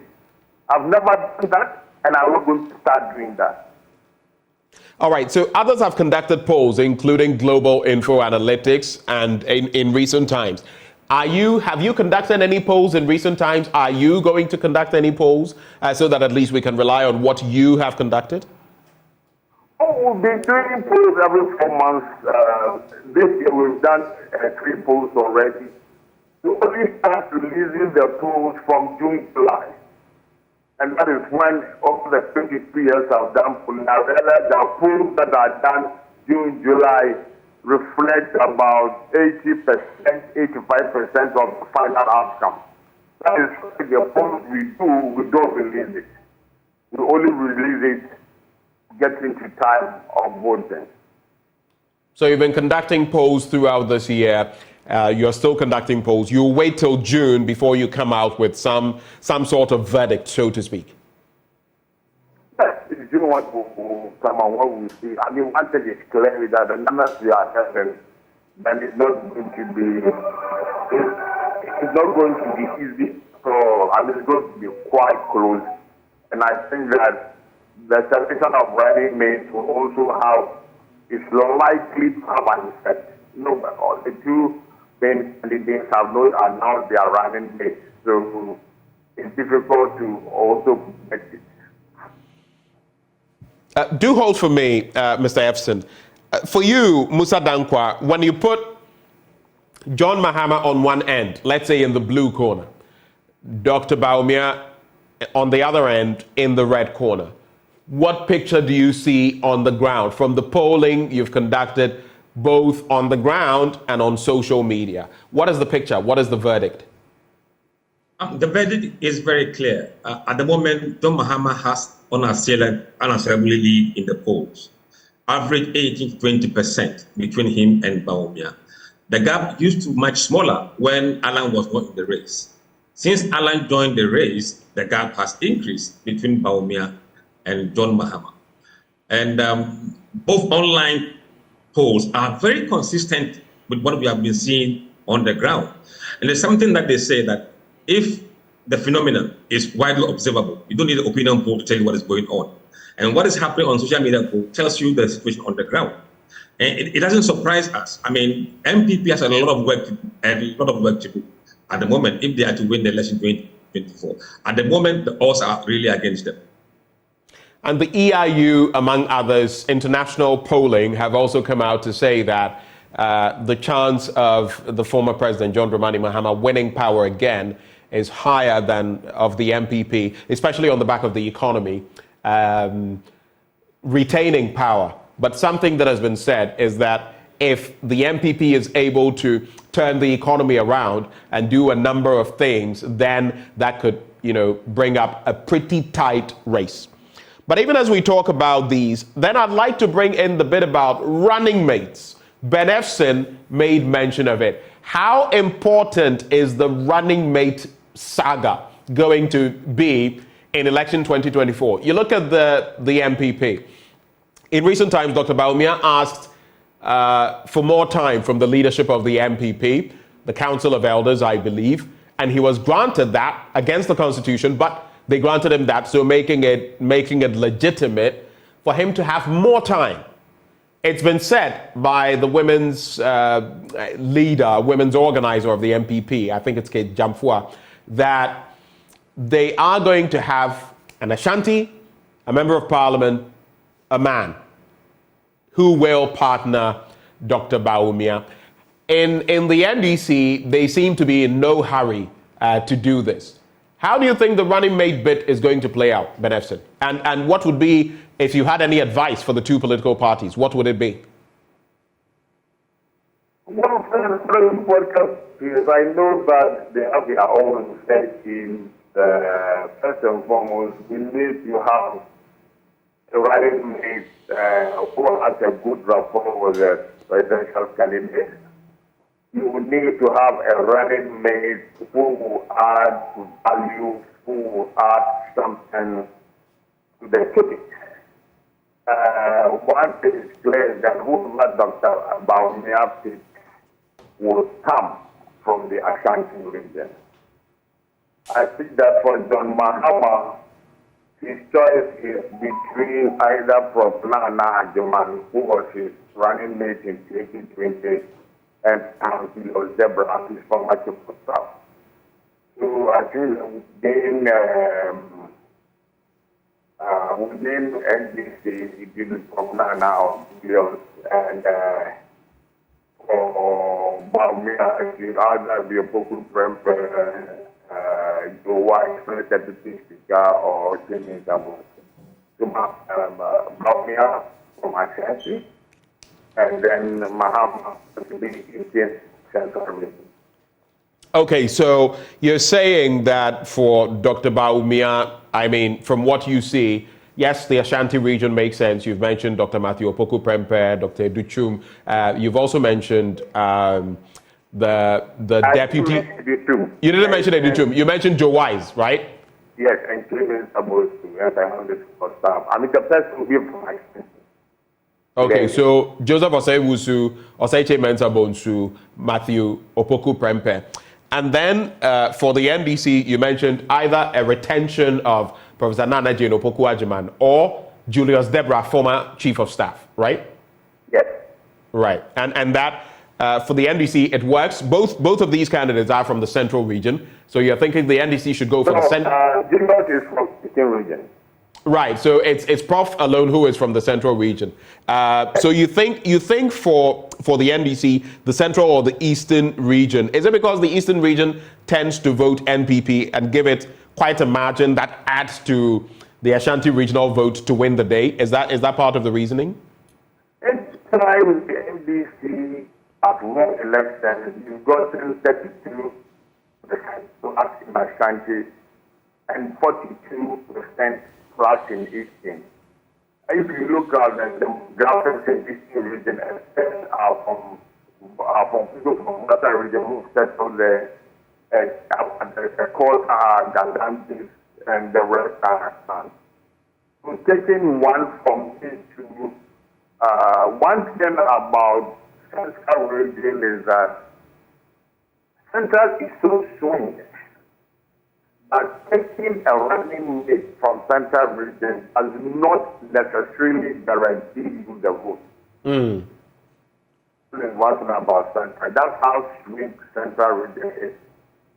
So the two parties have their own respective, and they will at the end look at who are moved to the candidate, their presidential candidate basket of votes.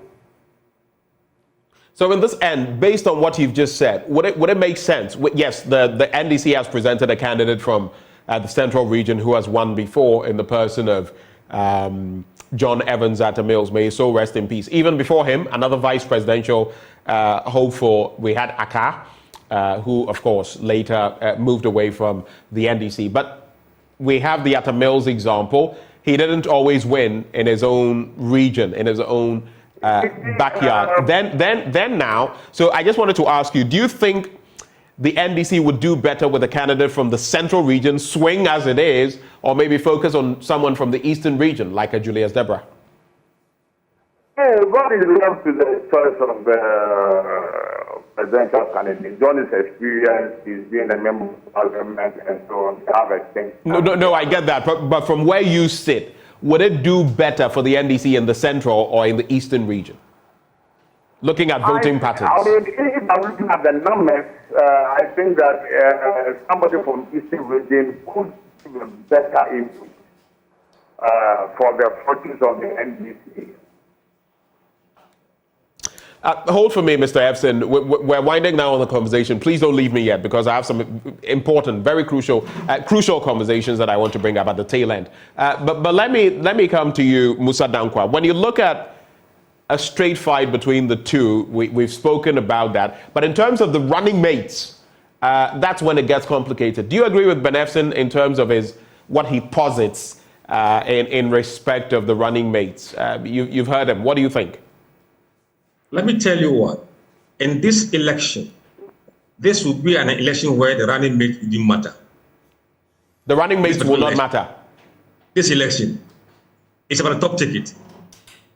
I see. Now, the running mate would probably be to either stable, keep the race stable, but not really to galvanize the base. Now, if you are picking a running mate, I think the concept and idea has been that, someone from the region or that region or that region. But the running mates are somebody the whole Ghanaians would like. You may pick someone from central region, and then the whole country will revolt. What do you get from doing that? Or you pick someone from eastern region, and he's not liked by many. When picking a running mate, you must look at the demography you are trying to appease. What demographic are you trying to appease? For the MPP, I think the demography they must seek to appease are the Christians and the Pentecostals.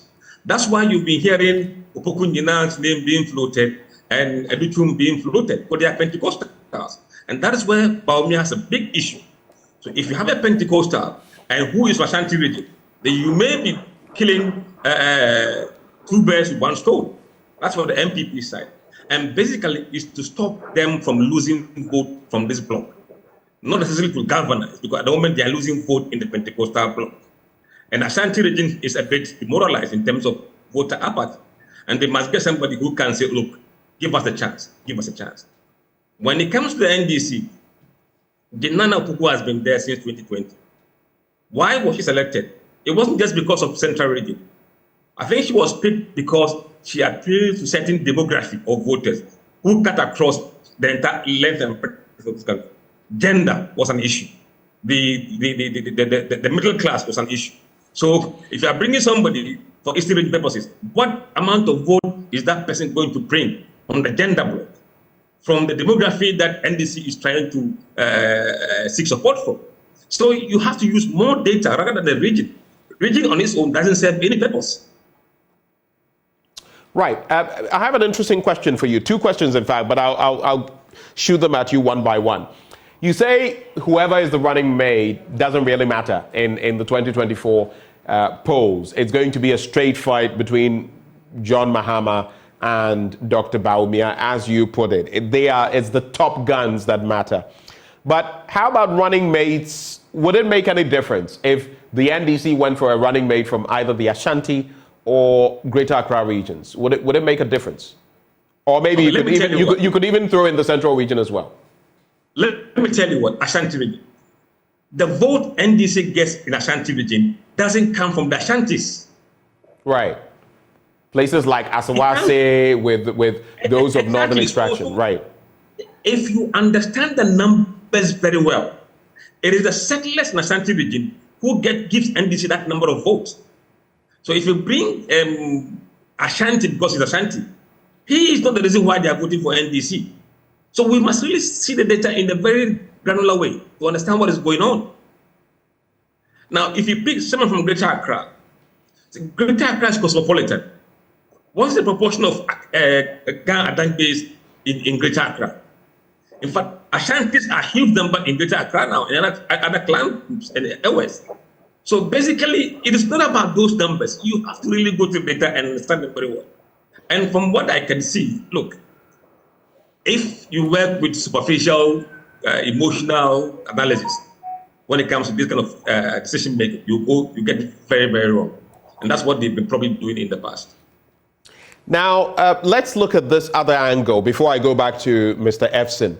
You speak about the fact that, listen, it doesn't really matter who the running mates, whom they are going to be.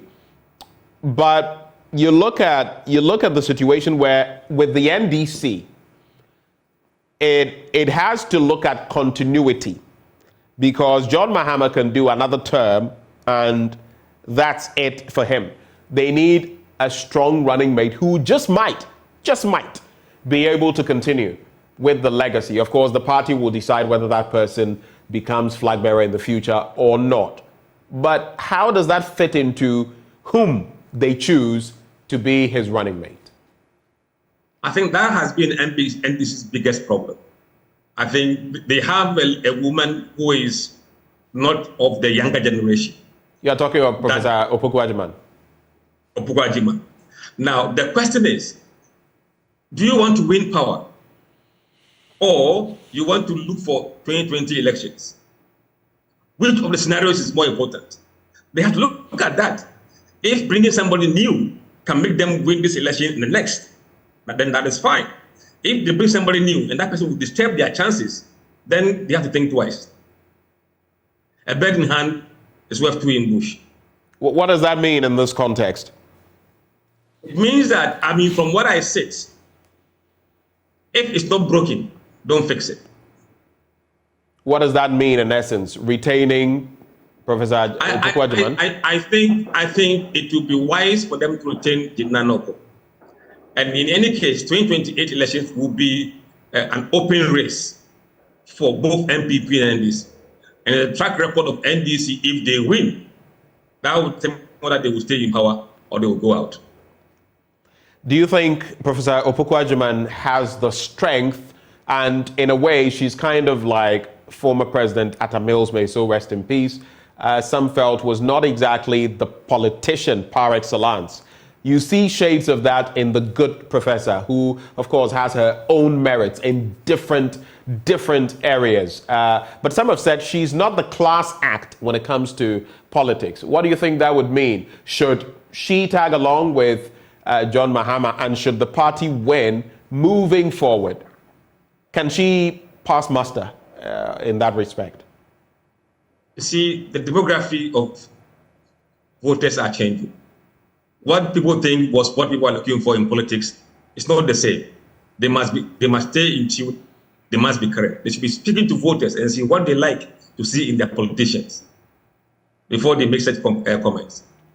Things are changing on the ground, and they're not aware. Just before we conclude on the conversation, Mr. Efson, do you have any reactions to anything that has been said before I shoot this question to you? Mr. Efson, anything? No. I respect everybody's views. That country will put in the 10 on December 7th and 8th. All right. I see a number of reactions on our live feed. And I also have to ask you this, in terms of waiting till June and all of that, and some of what you've said. Some of your polls in recent times, some of the results you have given have not exactly panned out. Even some of them in respect of the Superdelegates Congress, in respect of the NDC's own selection of a flag bearer and all of that. Some people are questioning some of what you've put out in recent times, and it goes quite far back, even into the last election. What do you have to say to that? Those people are short-sighted. For the next, what people don't know, it is easier to do polling on the national level than internal party politics. That is where I've gotten it wrong. In 7 national elections, I missed one, 2016. The rest have been fought on. And for those who doubt the internet never forbid, they can Google and find out. For internal elections, you will have to get to the delegate who will vote. And if anybody says that for the NPP and NDC internal elections have got it wrong, they should go back and Google. That even on May 22nd issue of the dispatch, a year before Super Delegate, we had said Gambia will win, followed by candidate Japan, and Ireland would be third. So, I mean, if opinion polls are like pregnancy, you naturally you give birth when you are pregnant. So people should just go to the online and Google and have a look. So, if yes, internal party elections have not done so well, but the person of some opinion polls are made to one into the record spot on. Maybe 20 and another will win this round. And they can just Google online and find out. My final question to you, gentlemen. So, in terms of the most crucial issue or issues, I don't want more than two. What do you think election 2024 will be hinged on? Not more than two. I'll start with you, Mr. Efson. That will be your final word for both of you.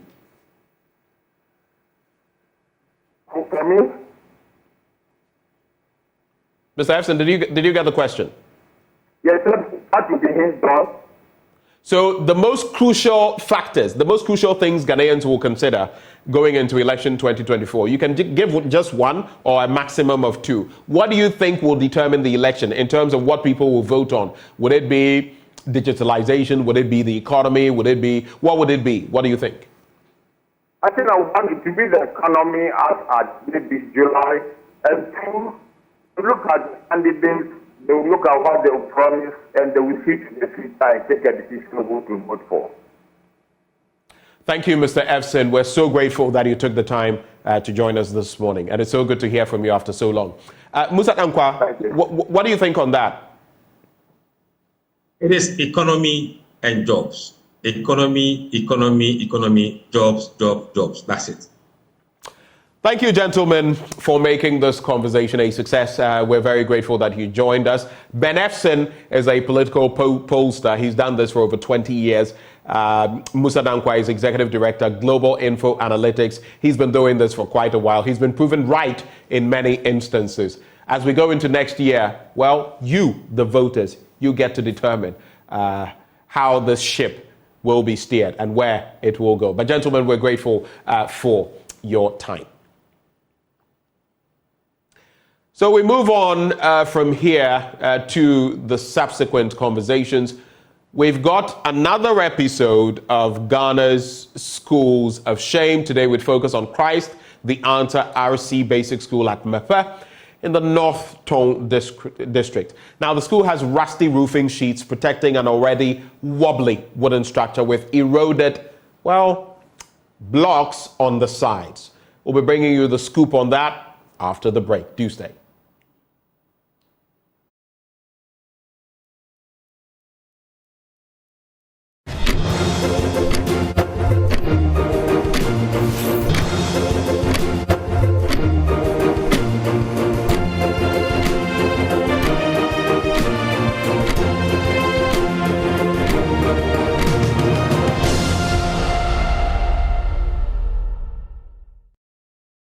Weathered and hangs loosely, but accommodates not less than 60 pupils in the school all the years gone by. The classrooms are crafted from standing wood, walled with plain concrete blocks serving as a mini wall. Classes come to an abrupt close when the clouds gather. If the rain will come to the schoolroom, we don't have sitting place, so the madam will close us, then we go. The school is located in the Mepe traditional area in the North Tongu district of the Volta region. The town looks relaxing with its colorful culture and people, but the quality of education in the area is diminishing. Christ the Answer RC Primary School is one of the few schools in the enclave. In 2014, two communities, Mepe and Bato, in the North Tongu constituency decided to construct this wooden structure, recognizing the insufficiency of educational facilities and educational personnel in these communities. Since 2014, that is 9 years, down the lane, the situation here has been the same, no improvements. Their predicaments come on the blind side of an abandoned classroom block. This is the structure reported to be the new school block to replace the old dilapidated one. However, according to the assembly member, the structure, which is at 70% completion, has been left in weeds since 2020. P.T.S. Agbemo Nomenyo is the assembly member. And we are hoping that as the contractor was on site, and what he told us, this project will have finished earlier for students to move into the classrooms. But as at now, you can see that the project is at roofing level. So all efforts for the project to be completed are proved futile. And as at now, you can see, even at the classrooms, when the school started, we had students about 200. But because of lack of infrastructure, most of them have left the school, and parents take the students out of the school. So the few ones over here. As an assembly member, anytime we go to assembly meetings or sometimes I engage the DC on it, and he always assure me he will come to site and then work. But lately I learned the contractor said he's not coming back to site because he has not been paid. So he used his money to build the structure till now. So as he has not been paid, he's not coming back to site to continue the work. 33-year-old Patience Nyamiche is the only teacher handling all the classes from kindergarten to primary 6 since 2015. With no remuneration, Patience is motivated by the smiles of her pupils to persevere in teaching. But we are two. The person that is my headmaster has passed away, and I'm here alone without any assistance. But I know that if I'm here, the student will become somebody in future. So I'm just doing the work without payments. But we are going to a lot of challenges. Sometimes you come to the school, how the environment is difficult that you teach the children. But I put myself down so that the children will become somebody like me. So it's like no helping, no assistance, anything. So sometimes I find it difficult to come to the school. And sometimes like I just give everything to God. That one day, I also become somebody. Her situation represents just the visible part of a much larger problem, the shortage of teachers in the township. Here at Open Heavens Grace Academy, the children are excited to learn, but their classrooms become noisy and full because there are no teachers. And the few teachers here trying to engage the students have to teach as many subjects as possible. The number of teachers is not commensurate with the workload at the school, impeding their ability to cover the entire syllabus. I teach all the subjects. Sometimes, as a human being, it's not all the subjects that you can be good in it. But because of lack of teachers, that we must force and go around, search for the rest, and make sure we teach them. Because the children cannot be in the camp that teaching the rest of the subjects. So sometimes before we finish, we make tired. The shortage of teachers has become more pronounced as Dagome Early Basic School shuts down after 25 years of being deprived of teachers. Where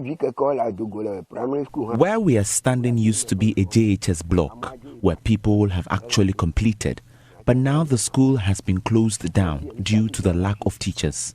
So we became worried and tried but did not get an encouraging outcome. To fill the void left, the situation is seemingly being alleviated through the benevolence of volunteers and temporary teachers. Builders Foundation, our main aim is to supply teachers to help augment the challenges within the school and within the community. That is the basic reason why I was brought in. I've been here since May 3rd. I'm in charge of the ICT aspect for the lower primary. Because of the limitations, some of the children have low absorption rate. Residents are appealing for a better condition. So we are pleading with government. Now, as they know, the future of every ward depends on school.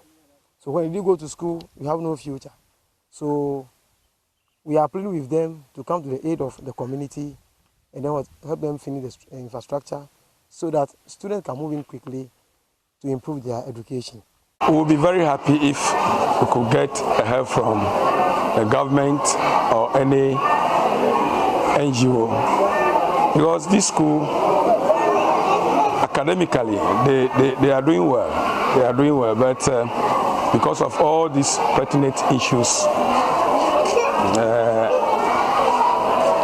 the academic work, for my assessment, is going down because you don't have teachers in the school for maybe 2 years and sometimes a term. Then those teachers leave the school and the new teacher come. It doesn't help. Educationally, it doesn't help. Reporting for Joy News, Clinton Yabua.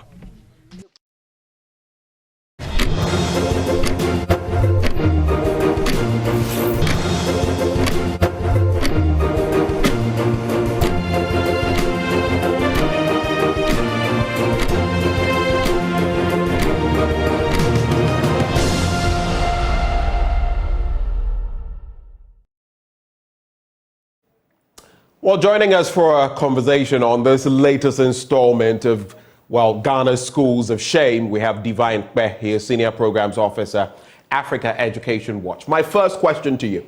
This wouldn't be the first time that we've seen any of these schools under trees or in shabby, shambolic structures where our young ones are being taught. The latest installment coming from this school in Mepe. But what are your initial reactions having seen this footage? Hello, Divine. Good morning. If you can hear me, please unmute. I'm asking for your initial reactions having heard or seen this footage. Hello. Can you hear me, Divine? Yeah, I cannot hear you. Okay. I am saying that I don't know whether you've had the opportunity to see the footage that we've just shown. Maybe not. But I'm saying that it paints a certain picture, the latest in our installment when it comes to Ghana's Schools of Shame. What is your reaction to it, if you've heard or at least seen what we put out a short while ago? Yeah, Ghana's School of Shame, I rightly know, it's one of Joy News flagship programs to track condition of schools in our education space that are in dilapidated condition. And as I mentioned the last time, it's very laudable that Joy News is throwing the spotlight on this. I know the Ministry of Education will also want to do something on Ghana School of Praise, as they've termed it. But it could, as much as we are making progress in some sectors, we need to highlight some of these challenges still that are remaining in the space so that they can be addressed.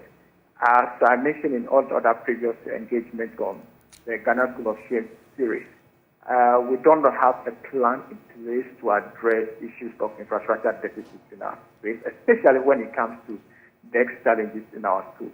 For me, that is the only thing that I see as the gap that we are having. As I mentioned the last time, if you look at the education strategic plan, there's no provision for desk situations to be addressed. If you look at all other indicators, like what we should do to address the teachers' gap, that one is there. If you look at closing gender parity, that one is also there. If you look at improving transition from primary to GSS or SHS to SGSS to SHS, all those provisions are in the education strategy plan. But when it comes to DEX, specifically to DEX, there's nothing like a provision for it. And once you do not have a target set for it in your education strategy plan, it tells you that allocation of resources to it becomes difficult. So there's no target that, okay, by 2025, this is what I want to do as far as the next medium-term strategic plan is concerned. There's nothing like that. Not until we have a provision for that, it becomes difficult to allocate resources to address some of these issues.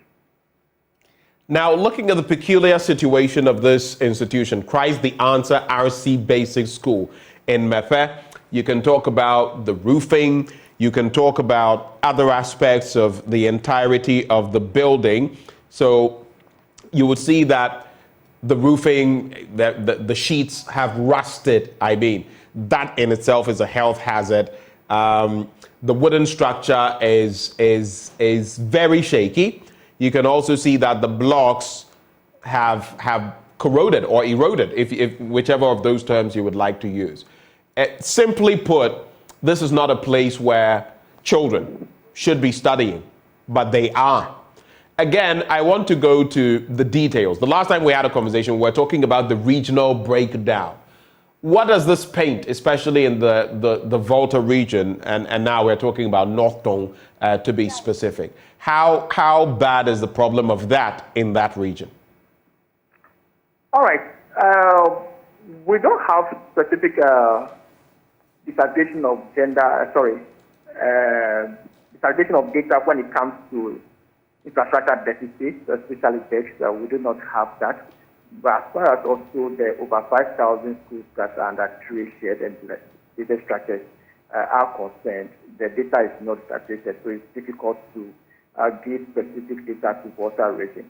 And we have also noticed that some of these situations are because we have devolved the provision of infrastructure to district assembly following the introduction of the Pre-Tertiary Education Act.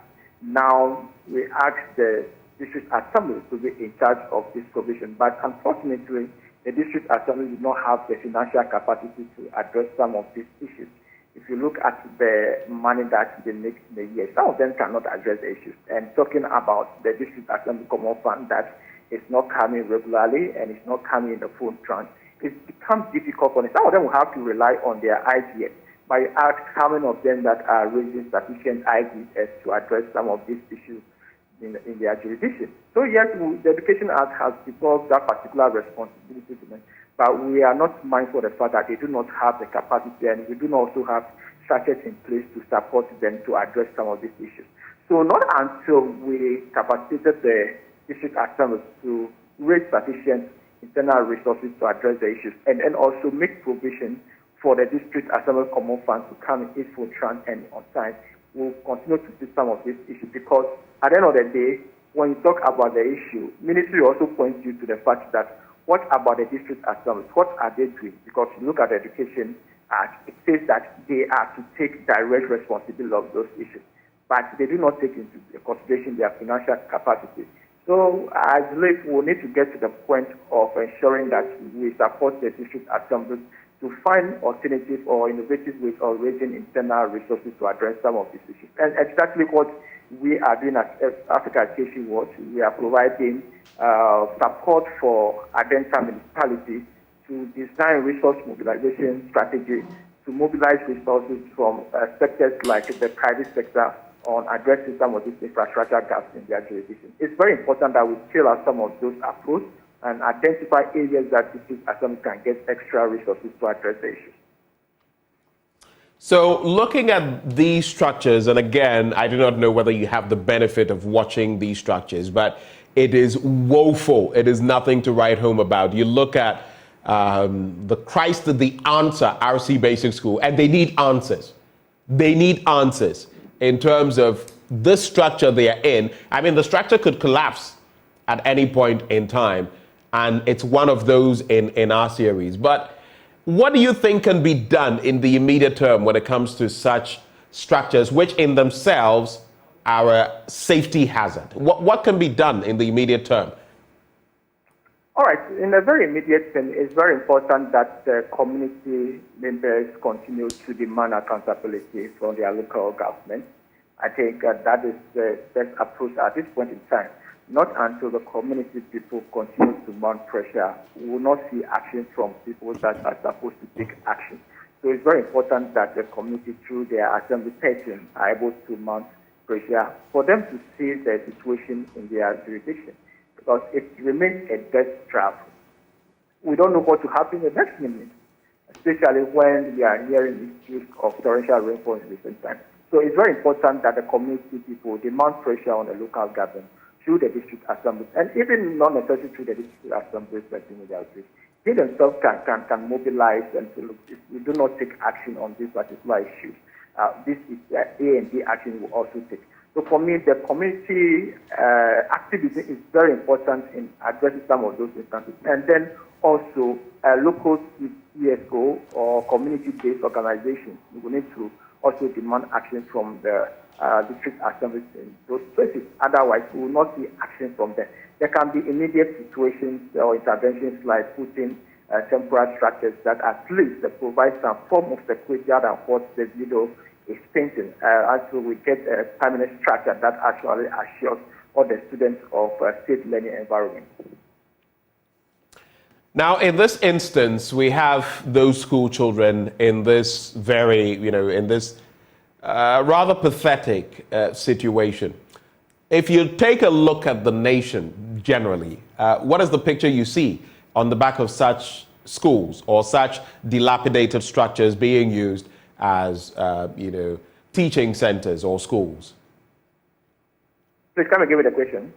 So I'm asking generally, we are exposing some of these, but you, Africa Education Watch among others, you're on the ground. You get to know about a lot more of such institutions or schools that are very under-resourced. What is the national picture from where you sit?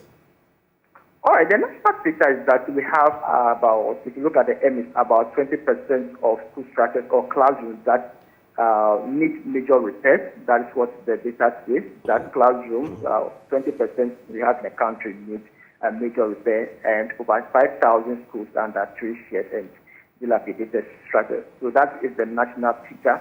If you look at the debt situation specifically, it tells you that the situation is worsening since 2017 to date. The percentage of students not having teaching place has actually increased from 30% to 40% in 2021.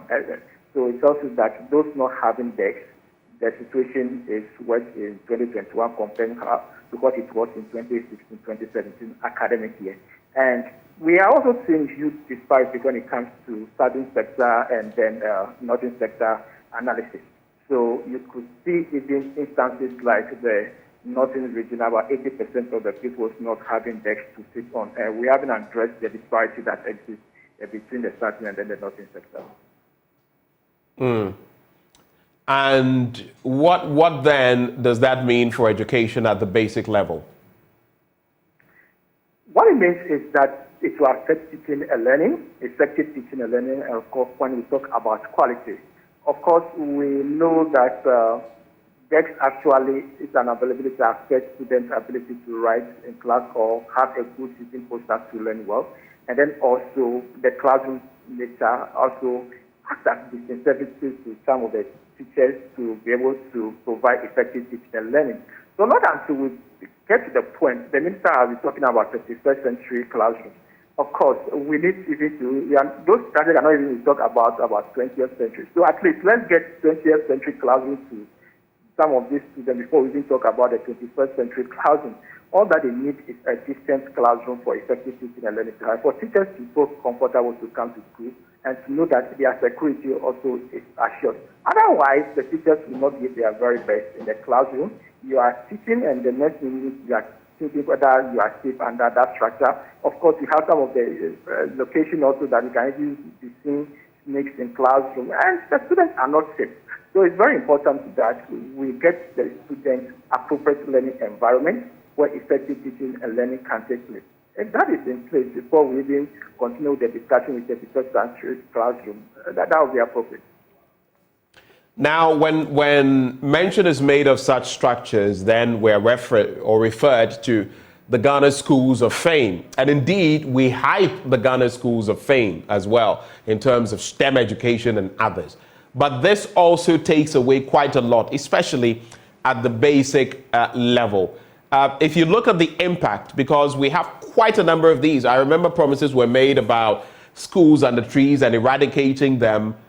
Looking at the last couple of years, let's say 5 to 10 years, if you look at our approach to dealing with such dilapidated school structures, including schools under trees, what would you say the picture has been? Have we fared better? Are we doing much better than before, or are we static or even retrogressing?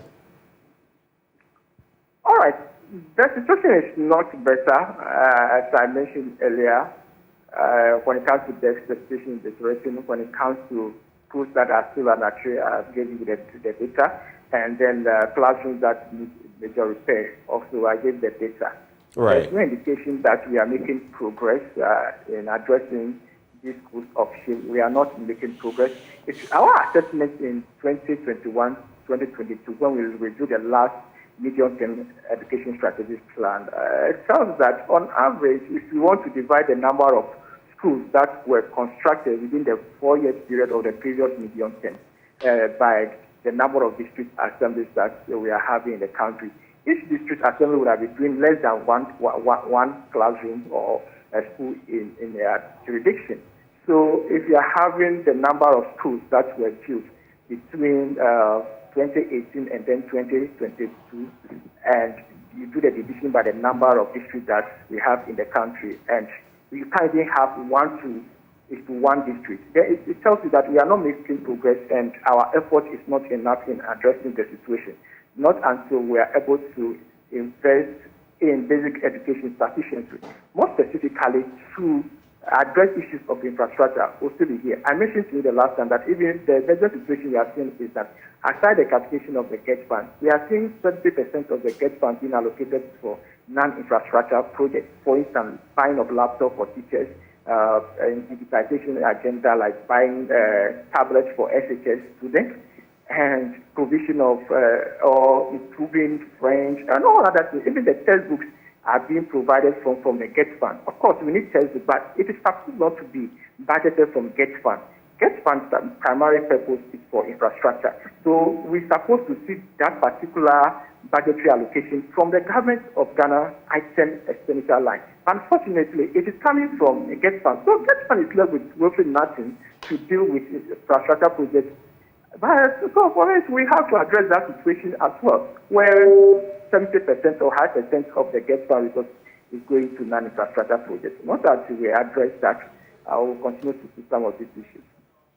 Now, if you look at the capping of the GET fund and quite a chunk of what we contribute into the GET fund being used for other things, what do you feel the approach should be moving from there? Yes, the economy is hard. For a number of years now, we've not been allotting to the GET fund, especially in terms of infrastructure, what it should be getting. We've been diverting the funds. What would be your proposal in that regard? I know you started talking about it, but what would be your concrete proposal in that regard? It's very simple to ensure that the fund actually addresses what it's supposed to address. Allocate high percentage of the funds to infrastructure. That we don't need any rocket science to do that. It is not anything difficult. If we have our priority right, for instance, do the SHS students need a lab, tablets at this time? If they do, don't go for GET fund money to do that. Get your own money, get money elsewhere to do it. Not be basing your interventions on GET fund. No, because GET fund is not meant for that. If you want to provide one laptop for each teacher, and you see that GET fund is there, so you are bringing that policy, it should be the case. So for us, if we can have our priority right, and GET fund is supposed to address what it is intended for, we don't have money to address the issue. Because, of course, GET fund is capped, but like you mentioned, we are not even talking about uncapping at this time until the IMF program is over. Because if you are talking about uncapping GET fund by this time, you make no progress. Because somehow it is tied to the IMF conditionality. So we have relaxed. So another approach is that all the resources that you've taken from all the capped funds, about 13 of them, begin to allocate some to education, especially the infrastructure aspect. Not until that, we'll remain here and we'll talk about this issue over and over and over again. So all the pool of money that the finance minister has taken from the 13 statutory fund, which is said that, okay, I'll reprioritize and allocate them to different areas. You have to know that education has also contributed to that pool of funds through the GET fund. So get some money from that aspect to also address the infrastructure challenges in our schools.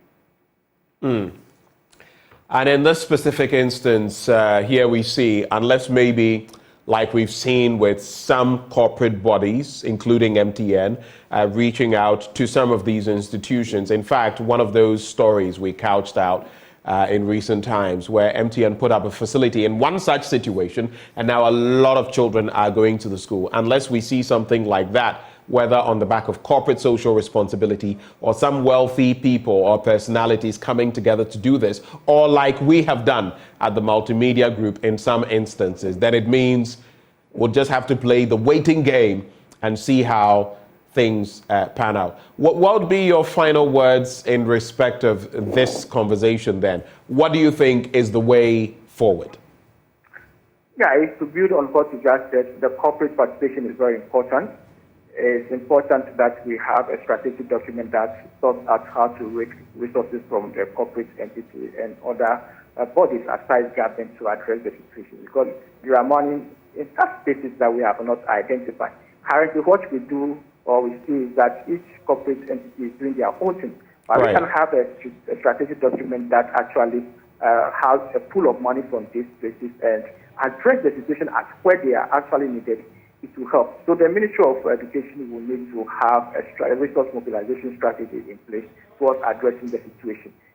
It will target the corporate entities that we have in the space that can be of help, and then also specifically to the debt situation, how the Forestry Commission can be of help as well. So after government intervention, we need a resource mobilization strategy in place to mobilize resources for corporate entities towards addressing the challenges. Well, thank you very much, Divine Pe, for joining us for this conversation. It's an ongoing conversation that we're going to be talking about. And Divine, are you saying something? Oh, well, that's how we are capping off the conversation. But the Christ the Answer RC Basic School, that's what you saw. And it's one of our schools of shame. Indeed it is. Which one of us would want our children or our siblings to study in such a dilapidated structure which could cave in at any point? Which one of us? So yes, there are the good ones. We talk about them. But how about these ones? And how about those little ones and what they are going through and how they are exposed to the elements? Imagine rain on any given day in such a place. Everything would have to come to a standstill. That is the Christ the Answer RC Basic School in Mepe in the North Tong area. Well, Christ the Answer School, I guess they need some answers. We'll be back after the break, activating the phone lines to hear from you and what you have to share on the conversations we've had, the fuel situation, the high content, if you like, especially for those new vehicles, 2017, 2016 onwards, and the effects of manganese, lead at certain levels on these vehicles. We also had the conversation on the latest polls on social media and also on the ground in respect of the former President John Dramani Mahama and Dr. Mahmoud Bawumia, who is flag bearer of the MPP, and now this conversation on education. When we return after the break, I'd like you to call that number, 0302-211-691. Share your thoughts with us. We'll be right back.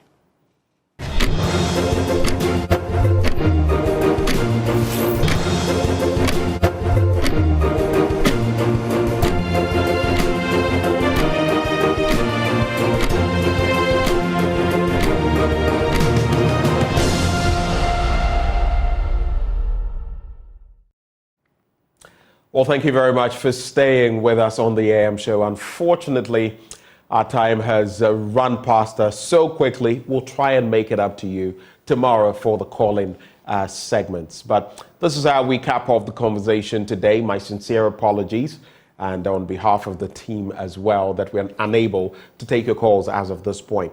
But we'll try tomorrow. We'll try very hard to make that space to ensure that you can also get interactive with us. But on that note, we cap off the AM show for another beautiful Monday morning, a magnificent morning, if you like. My name is Benjamin Akakpo. Stay for Joy News Desk up next, bringing you all the tidbits in the world of news. But for now, it's goodbye.